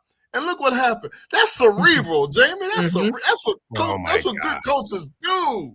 It's playing chess. Moving the chess pieces. Yes. Well, as much as I love Angelique and I want to keep talking to her, we got to go to a break. We got to pay some bills. Well, it would have been nice to have my homegirl. Oh, I'm sorry. No. Go ahead and ask the question. No, Ask your question. Stop. There you go. Bye-bye. Oh, my God. Come on. Wow. Come on. You what got did you do to Miz? I'm sorry. I didn't mean His feelings are hurt now. His feelings are hurt, Jamie. We got 7 minutes to go get do whatever. Go pay the bills, as they say. Angelique, let me ask this question for you, because last time I looked outside and the last time I looked at the forecast, it is going to be colder than a witch's you-know-what. How are the women's tennis team playing in this ITA kickoff on Saturday and Sunday when the temperatures are going to be this frigid out? Here? What? Literally looking at MW.com, Penn, and then either Vanderbilt or Notre Dame. They're going to play indoors. Oh, okay. I wasn't sure if it was an indoor thing or not. I guess I'm so used to seeing tennis as an outdoor thing. I'm just not used to it being an indoor thing. No, they play most of their matches. I think it's a nice facility, Miz. You should go over there and check it out. It's nice. But the indoor courts are great. Yeah, that's what I think has made it really impressive to watch this team in the postseason, because they got to play out. They do play outside, so they got to make. It's hard to go. I mean, there's a transition from playing indoor tennis to outdoor. So And they do it well. I mean, now all of a sudden you don't have to deal with wind and sun inside of a covered facility. So I always think that's pretty impressive that they've done so well in the postseason, despite not playing outdoors like Florida and Texas and those California schools.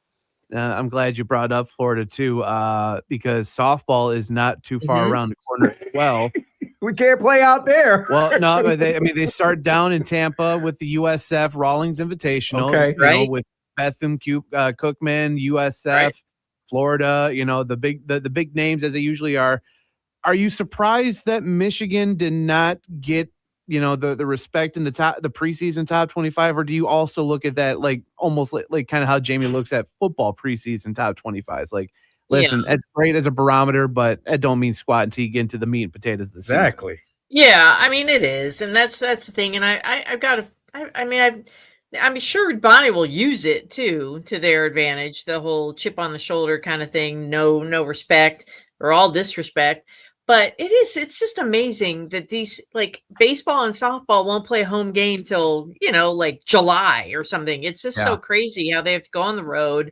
And I thought, you remember Eric Bakich a few years ago was trying to devise a new way to change it so that they're not traveling as much and they start a little bit later. I think that makes a lot of sense, but because it just seems a little unfair for these northern schools to, they're behind the 8 ball because of the weather. Yeah, that's crazy. So it's like opening day is too early up here. So yeah, March 20th. March 20th is the home opener for softball this year, and like I said, that they're on the road the entire time, either at like invitationals or tournaments that lead into it. But their first Big Ten weekend, they're in Lincoln, and I've been to Omaha and Lincoln, which are basically butt to butt with each other. It ain't warm at that time of year either. So no, not at all. Get you a Valentino's and a good beer, and you're good. That's right. To get that pizza, it is good. Bring that pizza place up. It is good.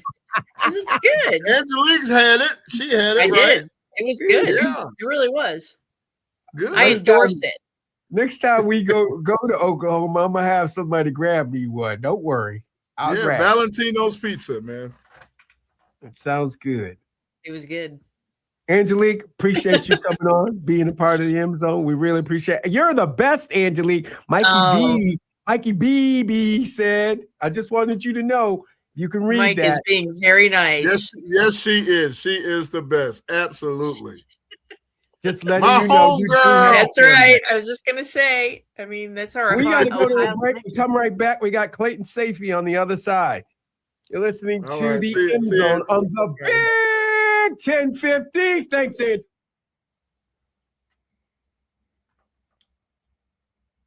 clear on the radio.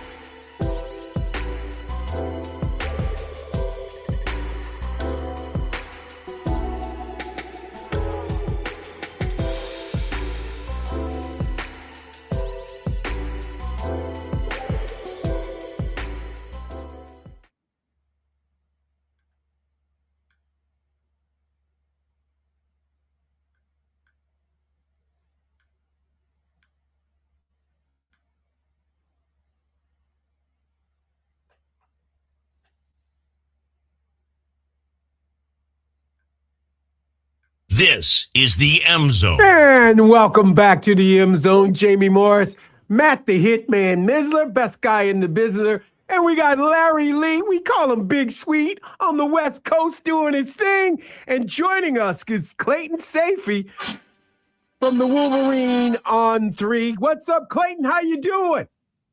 Hey, what's up, guys? I'm doing well. Well, Clayton, Hey, we Clayton, know we hey, have a Clayton. little short time with you. It's always good to hear from you.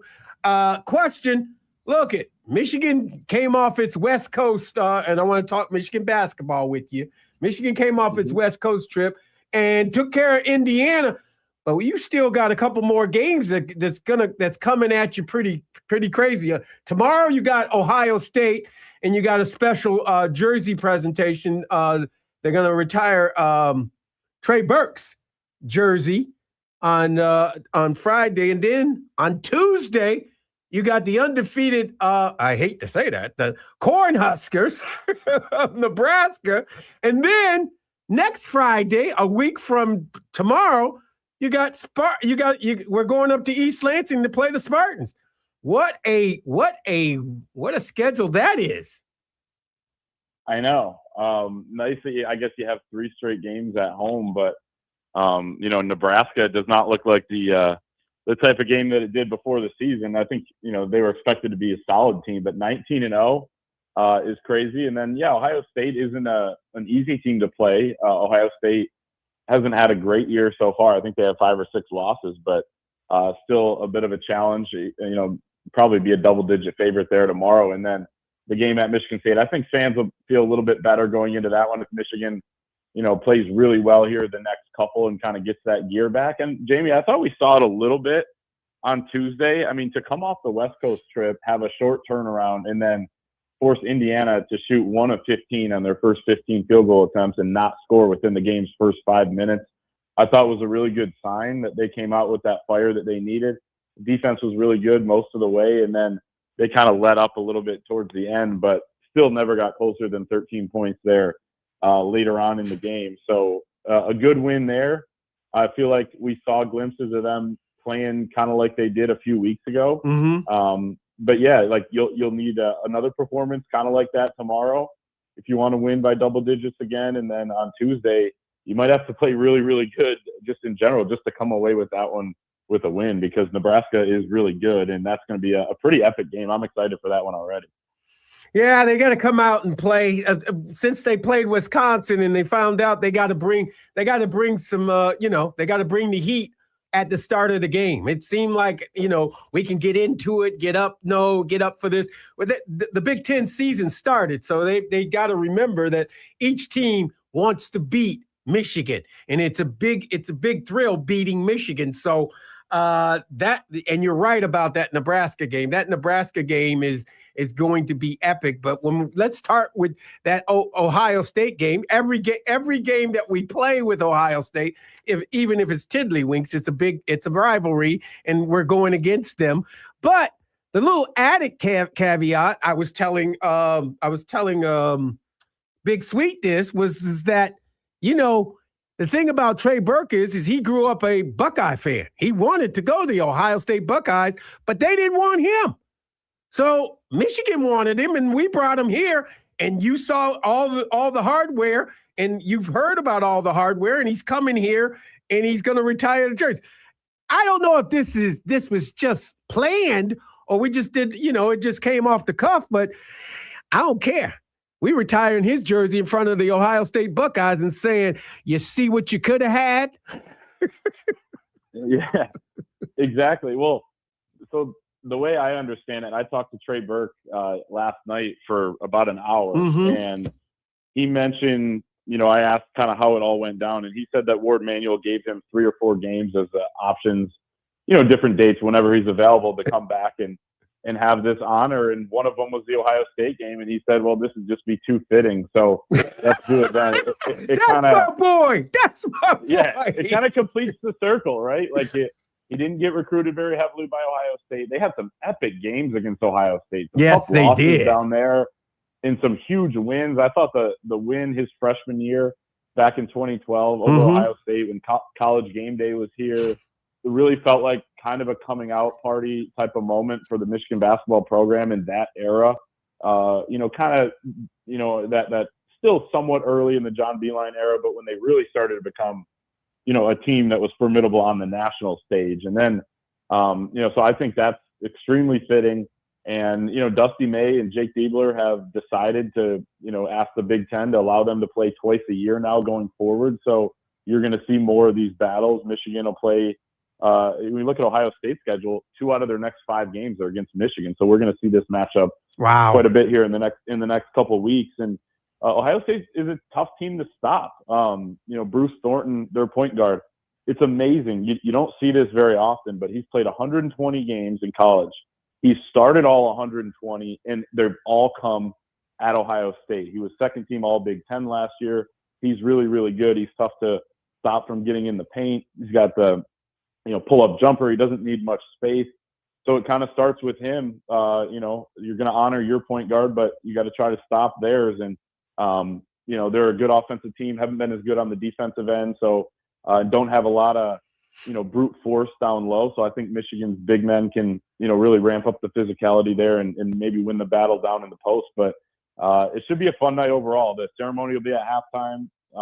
Just the 6th individual in Michigan men's basketball history to have their jersey hung up in the rafters at Chrysler. So what an honor, and what an impact that Trey Burke had on this program and this fan base. So I think he's more than deserving. And we should have a national championship. I'm putting this out there. We should have another national championship on that wall. They took that award from Louisville because they cheated, and it should have been bestowed upon us. Clayton, I'm telling you, it was a block. It wasn't a foul. It was a block.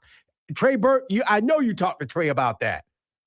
Yes, and he agreed that it was a block, and we talked about his second foul in the first half that made him go to the bench for the remainder of the first half. And, he didn't touch Luke Hancock when they called a foul on him. So that was brutal as well. And he said he was mad at the time at Beilein for not putting him back in the game, but, he understood, in hindsight. And, yeah, totally. And, hey, maybe Ward Manuel's got something up his sleeve. What if he hangs the national championship banner tomorrow night? Who knows? Hey, I ain't got no problem with it. I'm going to tell you that right now. Larry, clear, I know you joking. guys got a lot of national championships over there in Poly Pavilion. So, I mean, hey, I know you know what that looks like, right? I tell you what, it makes good decorating the house when you got a lot of the house looks good with a lot of championship banners. It does. Yeah, you guys got plenty. And just to be clear, I'm joking there. It's not going to happen. I don't want to even get started. No, but it would be funny. I'd love to see that. Hey, that would be great. Just hand it out and say Trey Burke on the backside. I mean, hand them out, the little flags. That'd be great. It'll be national championship. That would be great. I think that would be awesome. But you know what, Clayton, Michigan football real quick. I mean, anything new? I mean, haven't seen the staff. A lot of people, they've done a lot. They've done a lot in the, let's say in the portal. Now the portal's closed. They're still out there bringing guys in. Yeah, it's kind of slowed down a little bit here, and the staff has been all over the country recruiting, high school recruits and things like that. So they're hard at work there. The team started winter conditioning kind of more in full, I believe, on Tuesday, and have heard some good things about the new strength staff, the energy they're bringing, the level of detail that they're demanding from these Michigan players. And it starts there. Like, Jamie, you and both of you guys know this as players, right? Like, it starts in January when you build towards the next season. Yep. So these are important days right now. These are important mornings that they get up and apparently have to be there and start working out at 5:55. Nice. I like 5:55. I like that. On the dot, Jamie. On the dot. I be down there at 5:30, baby. Me and you both, Jamie. Me and you both. No, I mean, Clay, that's good. That's good. You got people down there doing their thing, and it sounds like things are moving well now for the new staff and everything. Yeah, and I think they did a really good job of retaining the roster. I mean, we just saw a couple of days ago, Bryson Cusdahl is coming back at running back, and like they're still putting in work there, getting guys out of the portal. The majority of the players who were actually the starters and guys who played significant snaps last year that entered the portal ended up withdrawing and deciding to come back to Michigan. And that's a credit to the new staff and what they were able to do in a short amount of time. Because you know as well as anybody, like once these guys enter the portal, the amount of phone calls they're getting and their agents are getting, and you can get caught up in all that, but they all wanted to hear the new Michigan staff out, and keep the door open for a potential return. And you saw it on the offensive line with Jake Guarnera, Andrew Sprague. We've seen it with Zeke Berry at corner, Bryson Cusdall at running back, Eno Etta at defensive tackle. So those are key re-additions for Michigan here. And I think they did a solid job in terms of adding other guys. I mean, when you look at the positions they were really targeting, it seemed like they added solid pieces there. They're bringing in 4 starters from Utah out of 22 on offense and defense. So that helps as well, that they had those pre-existing relationships. So I think the staff's done a really good job, and it feels like it's been longer than 20 days since they arrived here. It's crazy. It feels like they've been here a little bit longer than that. Yeah, it does feel a lot longer and everything like that. But didn't we just pick up a Nebraska kid, offensive guard, yesterday? Yes. Yep. He spent 1 year at Nebraska and Houston Ka'ahina Torres. That's why I wanted you to say his name, because I was not. Jamie, I know. I was hoping you were going to say it. Clayton, it's either you or he has me butcher it. It's Exactly. One of the two. I can't do it. It's Kamaho-hoo-ha. Well, I think a project for all of us around here in the off season is going to have to be to learn these pronunciations. Exactly. The apostrophes and the vowels, and Well, I think we're going to all have to. I mean, look, this coaching staff likes Samoans, and that's great, and I love that too. And these names may become, a reality to us all. Right, we're going to have to get better. I mean, Yep. 1% better at pronouncing these names every day. So it's crazy though, but we'll learn. We'll get there, right? So. I'll call Carl Grapentine to give us some vernacular lessons. Thank you. I feel bad for him and Doug Karsh that they're going to have to read these a lot. Hey, you talk about some warriors. Samoans bring some warrior heat to the table, man. I played with several at UCLA. Great bunch of guys, great teammates, man. Mm-hmm. Good. They're wandering back east now, I guess. That. There you go. Ain't nothing wrong with that. I mean, I like that we're bringing them in. I'll take anything from the West right now. You see how Mara's playing. You know what I'm saying? We got Mara playing the way he plays. Here we go. Shots fired. Shots fired.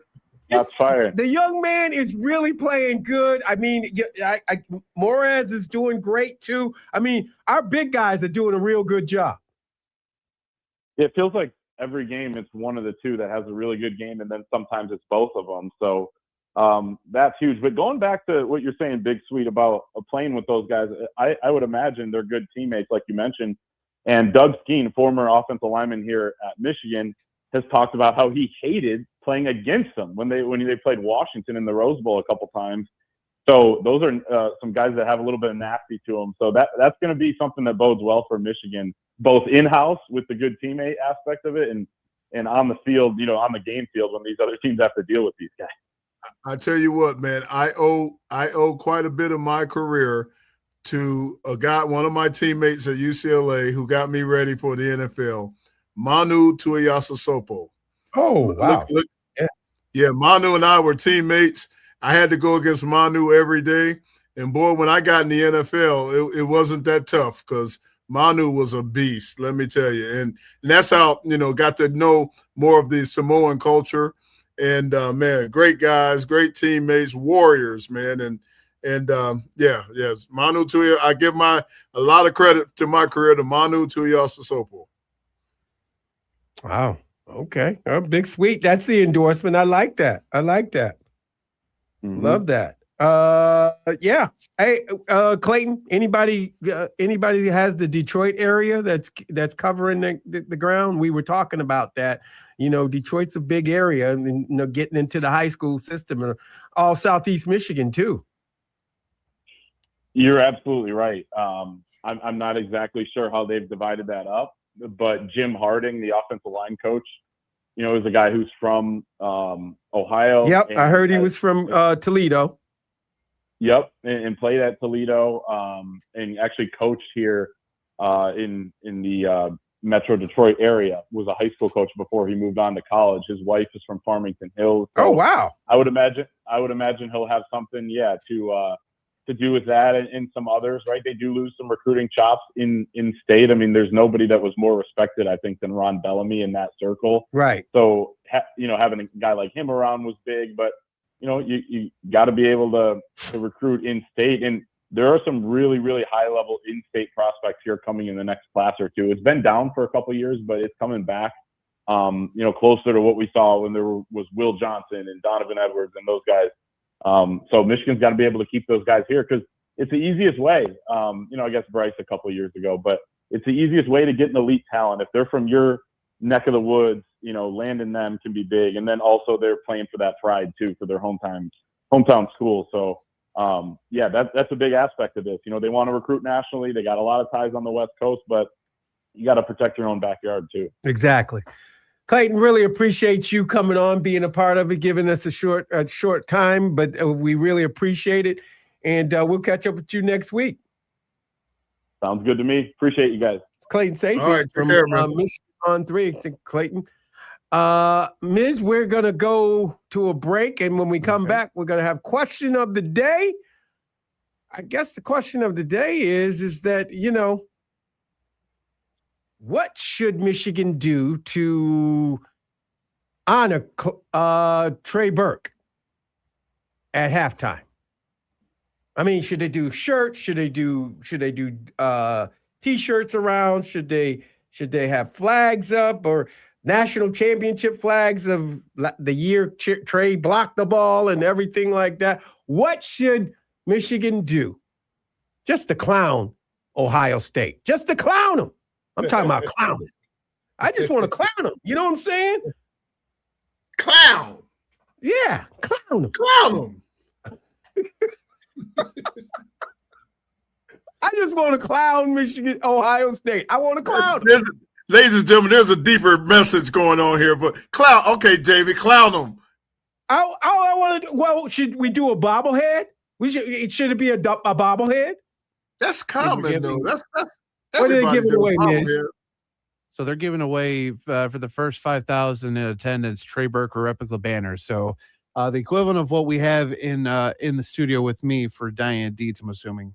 Oh, okay. All right. So like a banner that it's, a replica one that you could have in your home, but obviously not as large. Not as large, right. Center. I got you. I guess what else should they do for him? I mean, he's a point guard. Give him some sweatbands. So, sweatband. I mean, something. Sign him to the Pistons. What'd you say? Sign him to the Pistons. Sign him to the Pistons. I like that. You were clowning. I know Goris won't allow it because he's a Sparty, but no, you should have there should be a photo of him doing something, dribbling, playing against Ohio State. Dude, they had an epic Ohio State-Michigan game. His sophomore year. It was back and forth. They went up and down the court on one another. And anything you could do, we could do. It was incredible. It was incredible. And we won the game at the end of the game. It was just an incredible. And then blocked the shot. Ohio State didn't get a shot off, and we won. It was, you could see the guys hit the floor. They were tired. I wonder is there a photo of that block? Oh, that would be good too. Or just put it up on the board. Let people see it. You know what I'm saying? Right. Clown it. So if you're the athletic director, what are you going to do to celebrate Trey Burke's retirement? Trey Burke jersey retirement on the other side. You're listening to the M Zone on the Big 1050. That is, are they? The leaders can't come to an agreement by tomorrow. The playoffs will remain at 12. That's what they want. I mean, that's what the SEC wants.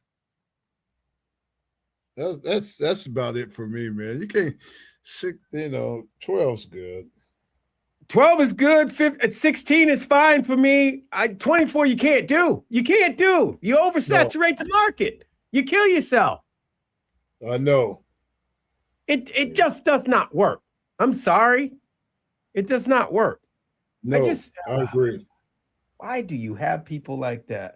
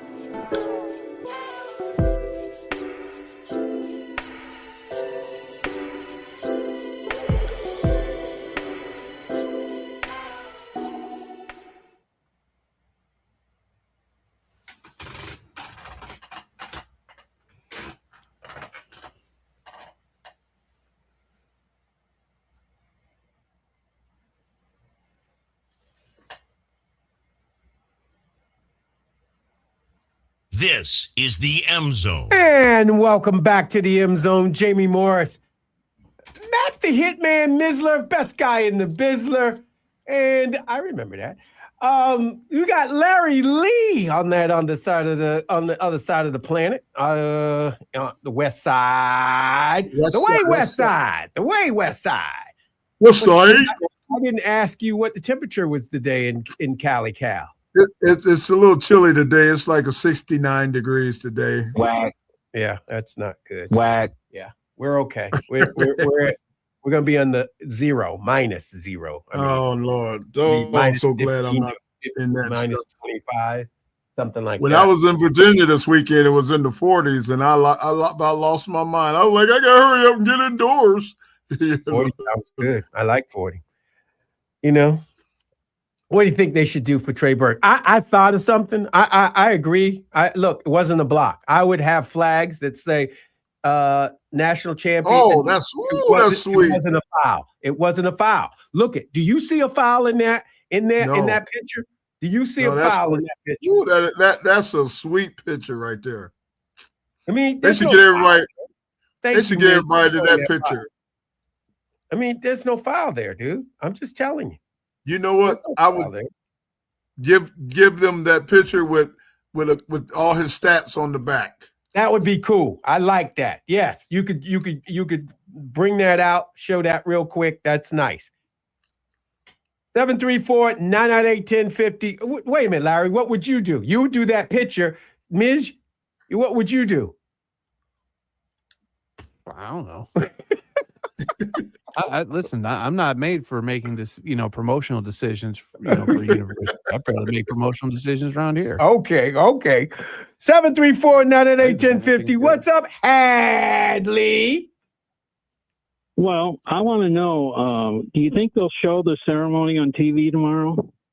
They may show may show some of it, Hadley. They're not going to show the entirely thing, but they would show Trey Burke and his family. Yeah, that's big enough. And you know what? They know the story about Trey Burke and him wanting to go to Ohio State and everything like that. And even if they don't show it on TV, I mean, Y-Rod is really good about showing a lot.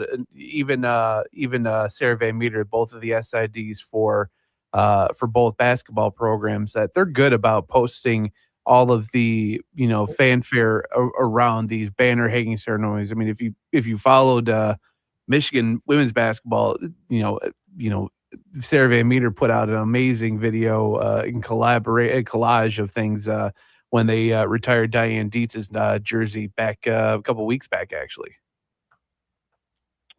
Well, it should be interesting. Have they said most of his family, I assume, will be there? Does he have family still here in Michigan, or are they all over, or what? Anybody know?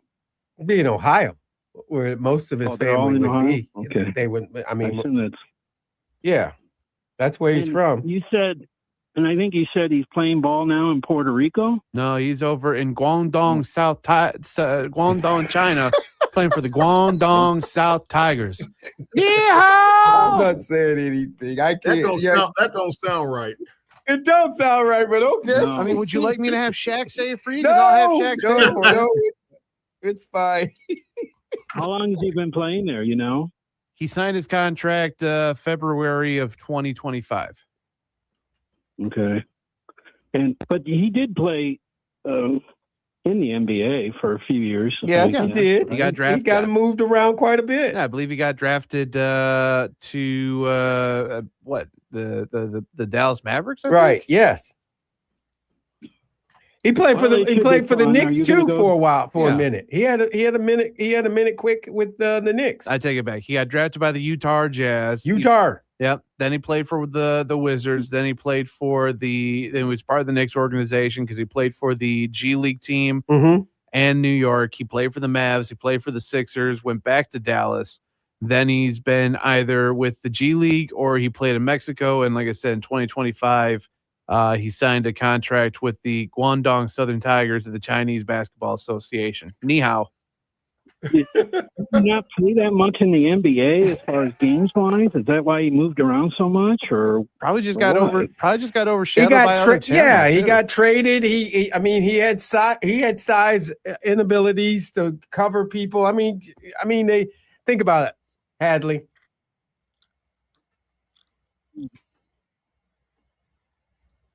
what? That wasn't me. That wasn't me. Oh, I thought that was Larry saying something. Nope. No. No, it should be a good tournament. I think a bobblehead would be fun, Jamie, and put his name on there, but at the bottom it was clean. Yeah, it was clean. You damn right, it was clean. Right. Don't get me started with that.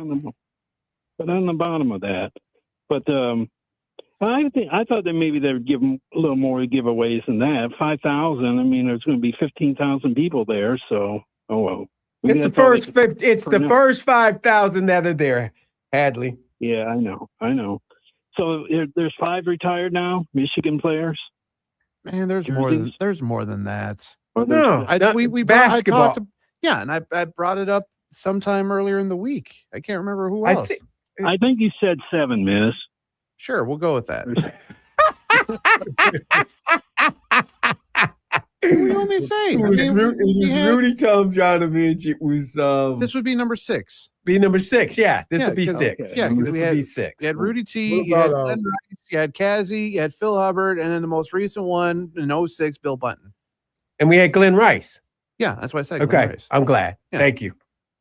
I was going to say real quick, next time you get Danny on, Miz, if it comes up, ask him about the tennis thing. He goes there all the time. I believe it. Just raves about it. I believe it. So no, you're right. You're right. He always raves about it. So no, yeah, you know what? All I could think about outdoors, and I'm like, Miz was right. I was thinking outdoors too. Where they gonna play? So none of the Fab Five in the no, not yet. No. Not yet. Okay. We still got time. We still got time. Mm-hmm. Oh yeah. Glenn Rice was 3 years ago. 3 years ago. Yeah. Next time you get Danny on, Jamie, if it comes up, you should ask him if he knows that president that used to be of Syracuse, if he knows him and what he thought about him and stuff. I'd be curious to see what he had to say. You know what? I will do that next time. Okay.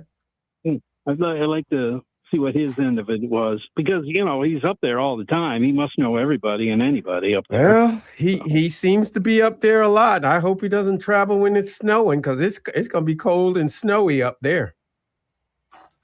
Yeah, they're talking about maybe power outages down here. Maybe. Well, did he ever mention that? No, ain't nobody mentioned that around here. So I'm just letting you know. We're just going to freeze. That's a good thing.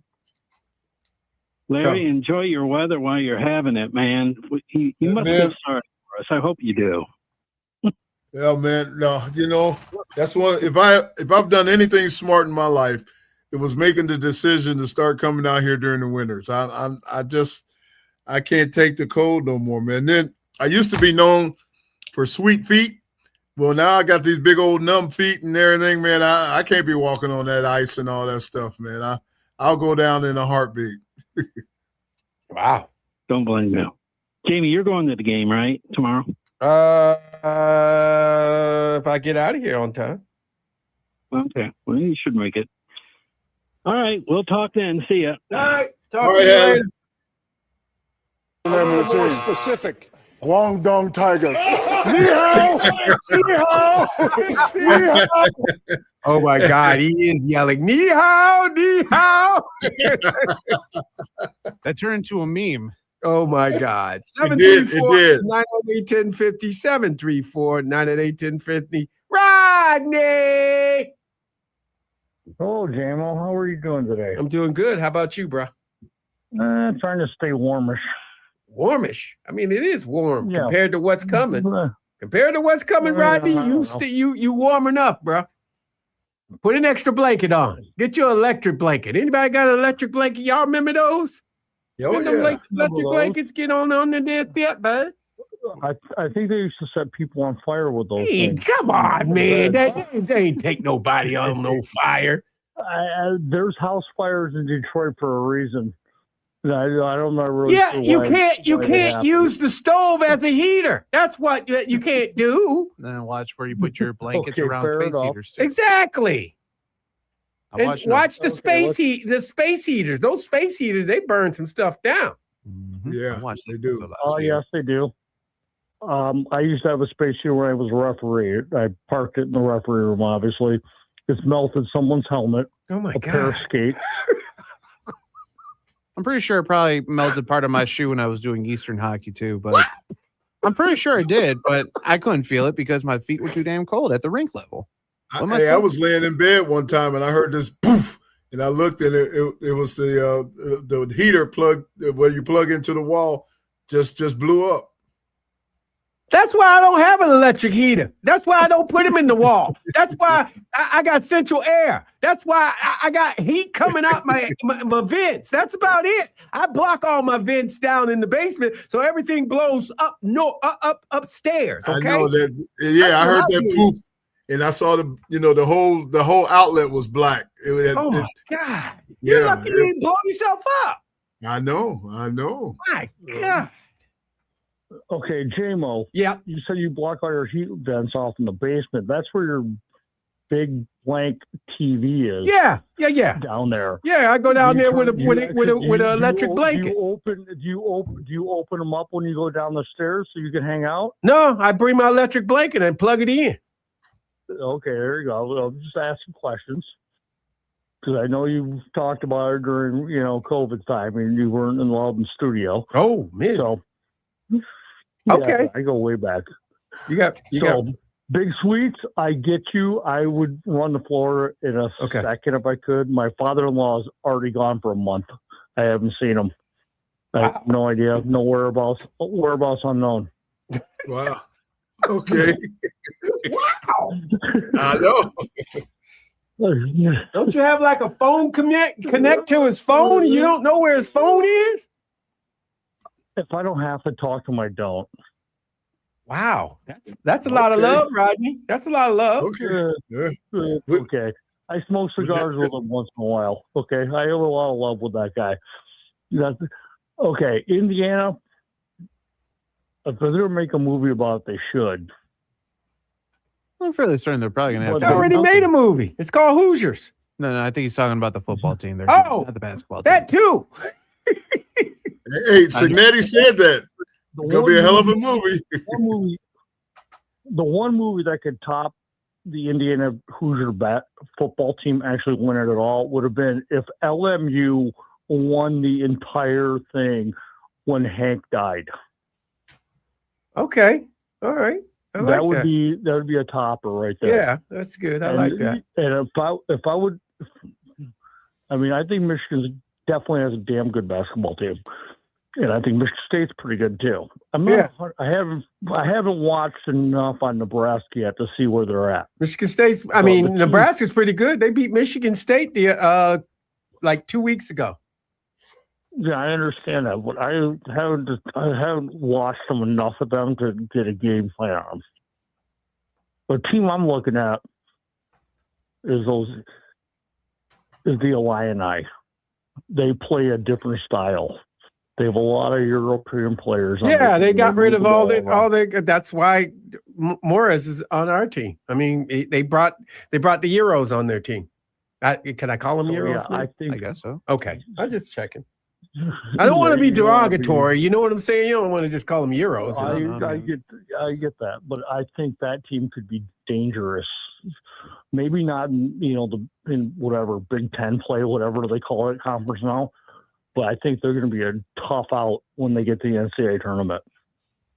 I can see that. I can see that, Rodney. You're right. Something about Underwood and his teams. They always seem to.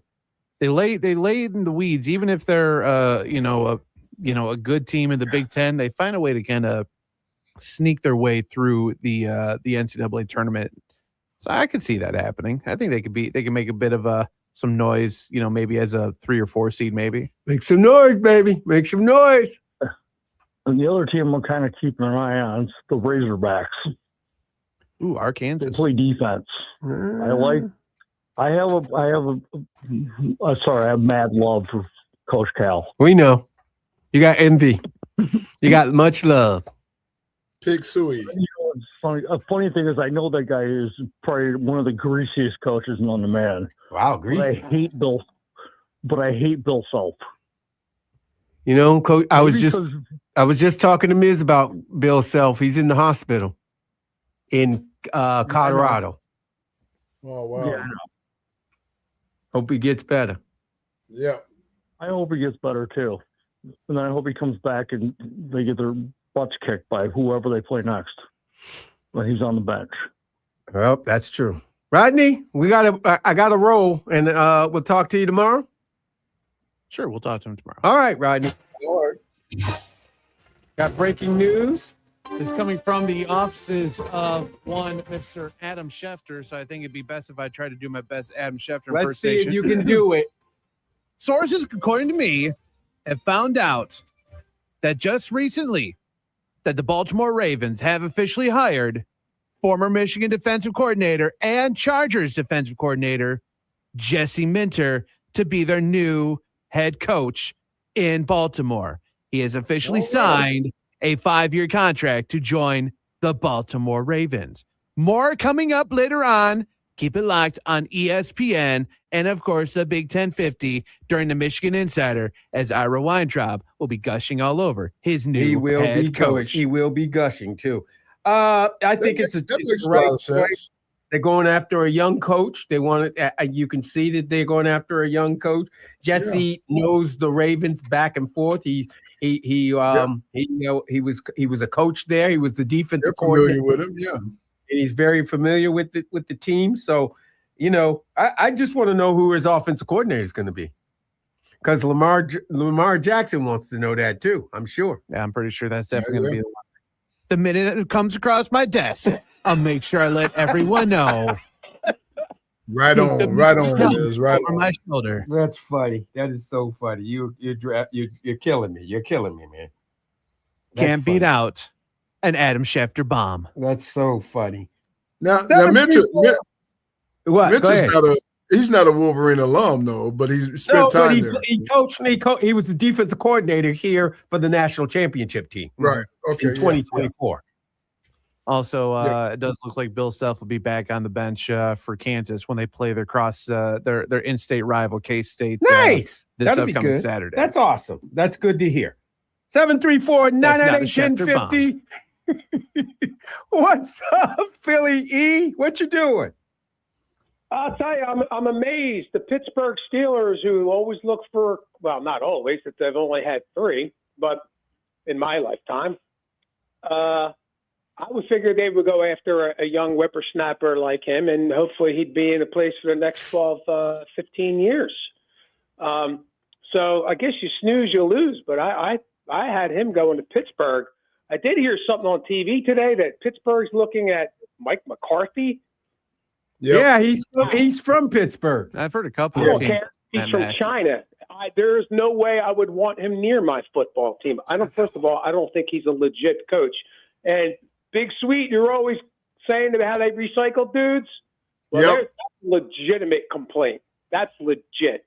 No way. I know he won a Super Bowl, but that's because the creep was in the prime of his career. That's the only reason why he won one. They won. Philly, I agree with you, man. Well, go ahead. It's your time. Go ahead. I'll get going on a rampage. No. So that's legit. Like, you got to be kidding me. You're the Pittsburgh Steelers, and that's who you're going after? How old is that dude? He's at least in his 60s, right? Yeah, that's true. Yeah, but maybe they're looking. Maybe they're trying to get a bridge. They call it a bridge, right? They call older guys a bridge. Maybe they're trying to do a bridge. Right. You know? Yeah. Well, I got news for you. If that's your bridge, you better call in some friggin' engineers and take a look at that bridge. You can watch the head fake too. Maybe they're giving you the head fake. Maybe they want you to think. They want you to think. Mike McCarthy. I mean, that's considering they only had 3 coaches in their history. If I was a coach, that'd be a place I'd try to get to, man. Yeah. Well, I thought Minter, young, perfect, right? Perfect. Right. I mean, he's everything that they've had in the past, and guess they didn't go after him. Well, look, it's not over yet. They can still go after a young man. Look, you snooze, you lose. The Ravens got their young guy who they want to go with and who they think is going to be there. I don't know. I mean, Harbaugh was there for how long? And maybe they want another coach like that too, where they can get along. And in terms of Trey, obviously they have to do some type of video tribute. Obviously, the highlights should include Ohio, Shardy's, of course, the Kansas shot. And yes, I know what you could give him. What the hell? Just to troll Ohio State, give him a pair of scarlet shorts. Why don't we do that? just to borrow a page out of their book, just to piss them off. That's something. And in terms of the block was clean, and we got screwed on some calls, especially the Hancock call on Trey, where he just ran by him, didn't even touch him. They called that a foul. But I gotta say, where we really lost the game is Shane Bohannon out physical this under the rim down the stretch of that game, and that's what cost us the game. Nobody wants to see that, but Shane Bohannon was a dog. No, you're right. No, you're right. You're right. That's a correct statement. And if the 2026 team could learn anything from that experience, I got a little tougher underneath the rim, man. We gotta own those boards. We gotta freaking own them, and part of that is just being more physical than the other team. Anyway, your Samoan guys. There was a famous play in 1980, and I think Bob Costas was just a young guy coming up, so he wasn't even the studio guy yet. But there was a play where Manu Tuiasosopo tackled Mosi Tutupu. Oh, yeah. I remember that. Kind of a big deal at the time. Oh, yeah. So you had to be, it was a tongue twister, but Bob Costas nailed it. Now, of all my favorite Samoan guys, there's Vai Sikahema, but there was a guy who was an NFL player, and he was a Philly guy. Yep. But there was an all-purpose back out of BYU in the 80s. His name was Lakai Heimuli. I thought he was awesome. I loved his game. I don't think he ever made it in the NFL, but he was a great football player. Great running back. Go ahead. No, nobody said anything. Go. Oh, okay. And in terms of running backs, Mr. Tatum, the move to safety. So we're going to take a 5-star running back and we're going to move to safety. I mean, he played both ways in high school, so that's why. And the coaches see him as that. And if we need help in the secondary, we can do that. Just like the Snowden kid, he could be a wide receiver or he could be a defensive back. Okay. And he may play both. He may do a two-way thing. I mean, it's not surprising that they do that in Utah and BYU. Okay. Just saying. Does that sound familiar to you at all? I believe former number 5 actually did the same thing not too many years ago. Well, I actually kind of remember Huggy Bear's kid, who was a 5-star running back. Now, his injury was a hell of a lot more severe than what happened to this kid last year. Right. But they did reconstruction knee surgery, and we tried to put him back in the secondary as a safety. It didn't work out. He left. And then he went to USC, and my man Pete the Cheat revived his career. Exactly. I remember that. And he played. He got into the league. He played in the league for he had a cup of coffee. Got drafted by the Raiders. Well, here is the good news. Good news is Tony Alford wasn't his running back coach down there. Christ, where's this come from? Where's this kid from? Which kid? Where's Tatum coming from? Oh, he's coming from Oklahoma. Oklahoma. I was thinking Alabama. It was somebody red. Yeah. Different Crimson team. Tony Alford, I think he'll do wonders with this kid. I think he will too. He had a bad hamstring. He couldn't play this year. Can't make the club in a tub, right? Right. But I think Tony will work wonders with this kid. I'm really looking forward to this kid at running back. But I got a hard out, Philly. Got to go. I'll talk to y'all tomorrow. Go Blue. Thank you. All right. I just wanted him to know I had a hard out. That's all. So I just want to know. we got the women's game coming up here. Pregame at 5:45. As Matt Park is live from the rack over in Piscataway. So Can I make one announcement? Sure, make that Due announcement. to the cold weather advisory forecasting dangerous cold temperatures, Ann Arbor Public Schools will be closed tomorrow, Friday, January 23rd. There you go, kid. Get your snow day. Get your cold day in, because Long weekend. Long weekend. Get that long weekend. I'll probably be home tomorrow. Appreciate that heads up. I'm just saying. No, I got you. Hey, appreciate that heads up. My God. Y'all Ann Arbor kids, make sure you stay warm and help your parents out. Damn it. Treat your parents. Do some work for your parents. Damn it. Exactly. That's all I'm saying. Yeah, CJ. Yeah. Coming up in about 5 minutes, Matt Park pregame coverage. Michigan women's basketball against Rutgers from the rack. 6:00 tip off right here on the Big 1050. You're listening to the M Zone. We'll be back tomorrow. You're listening to the M Zone on the Big 1050.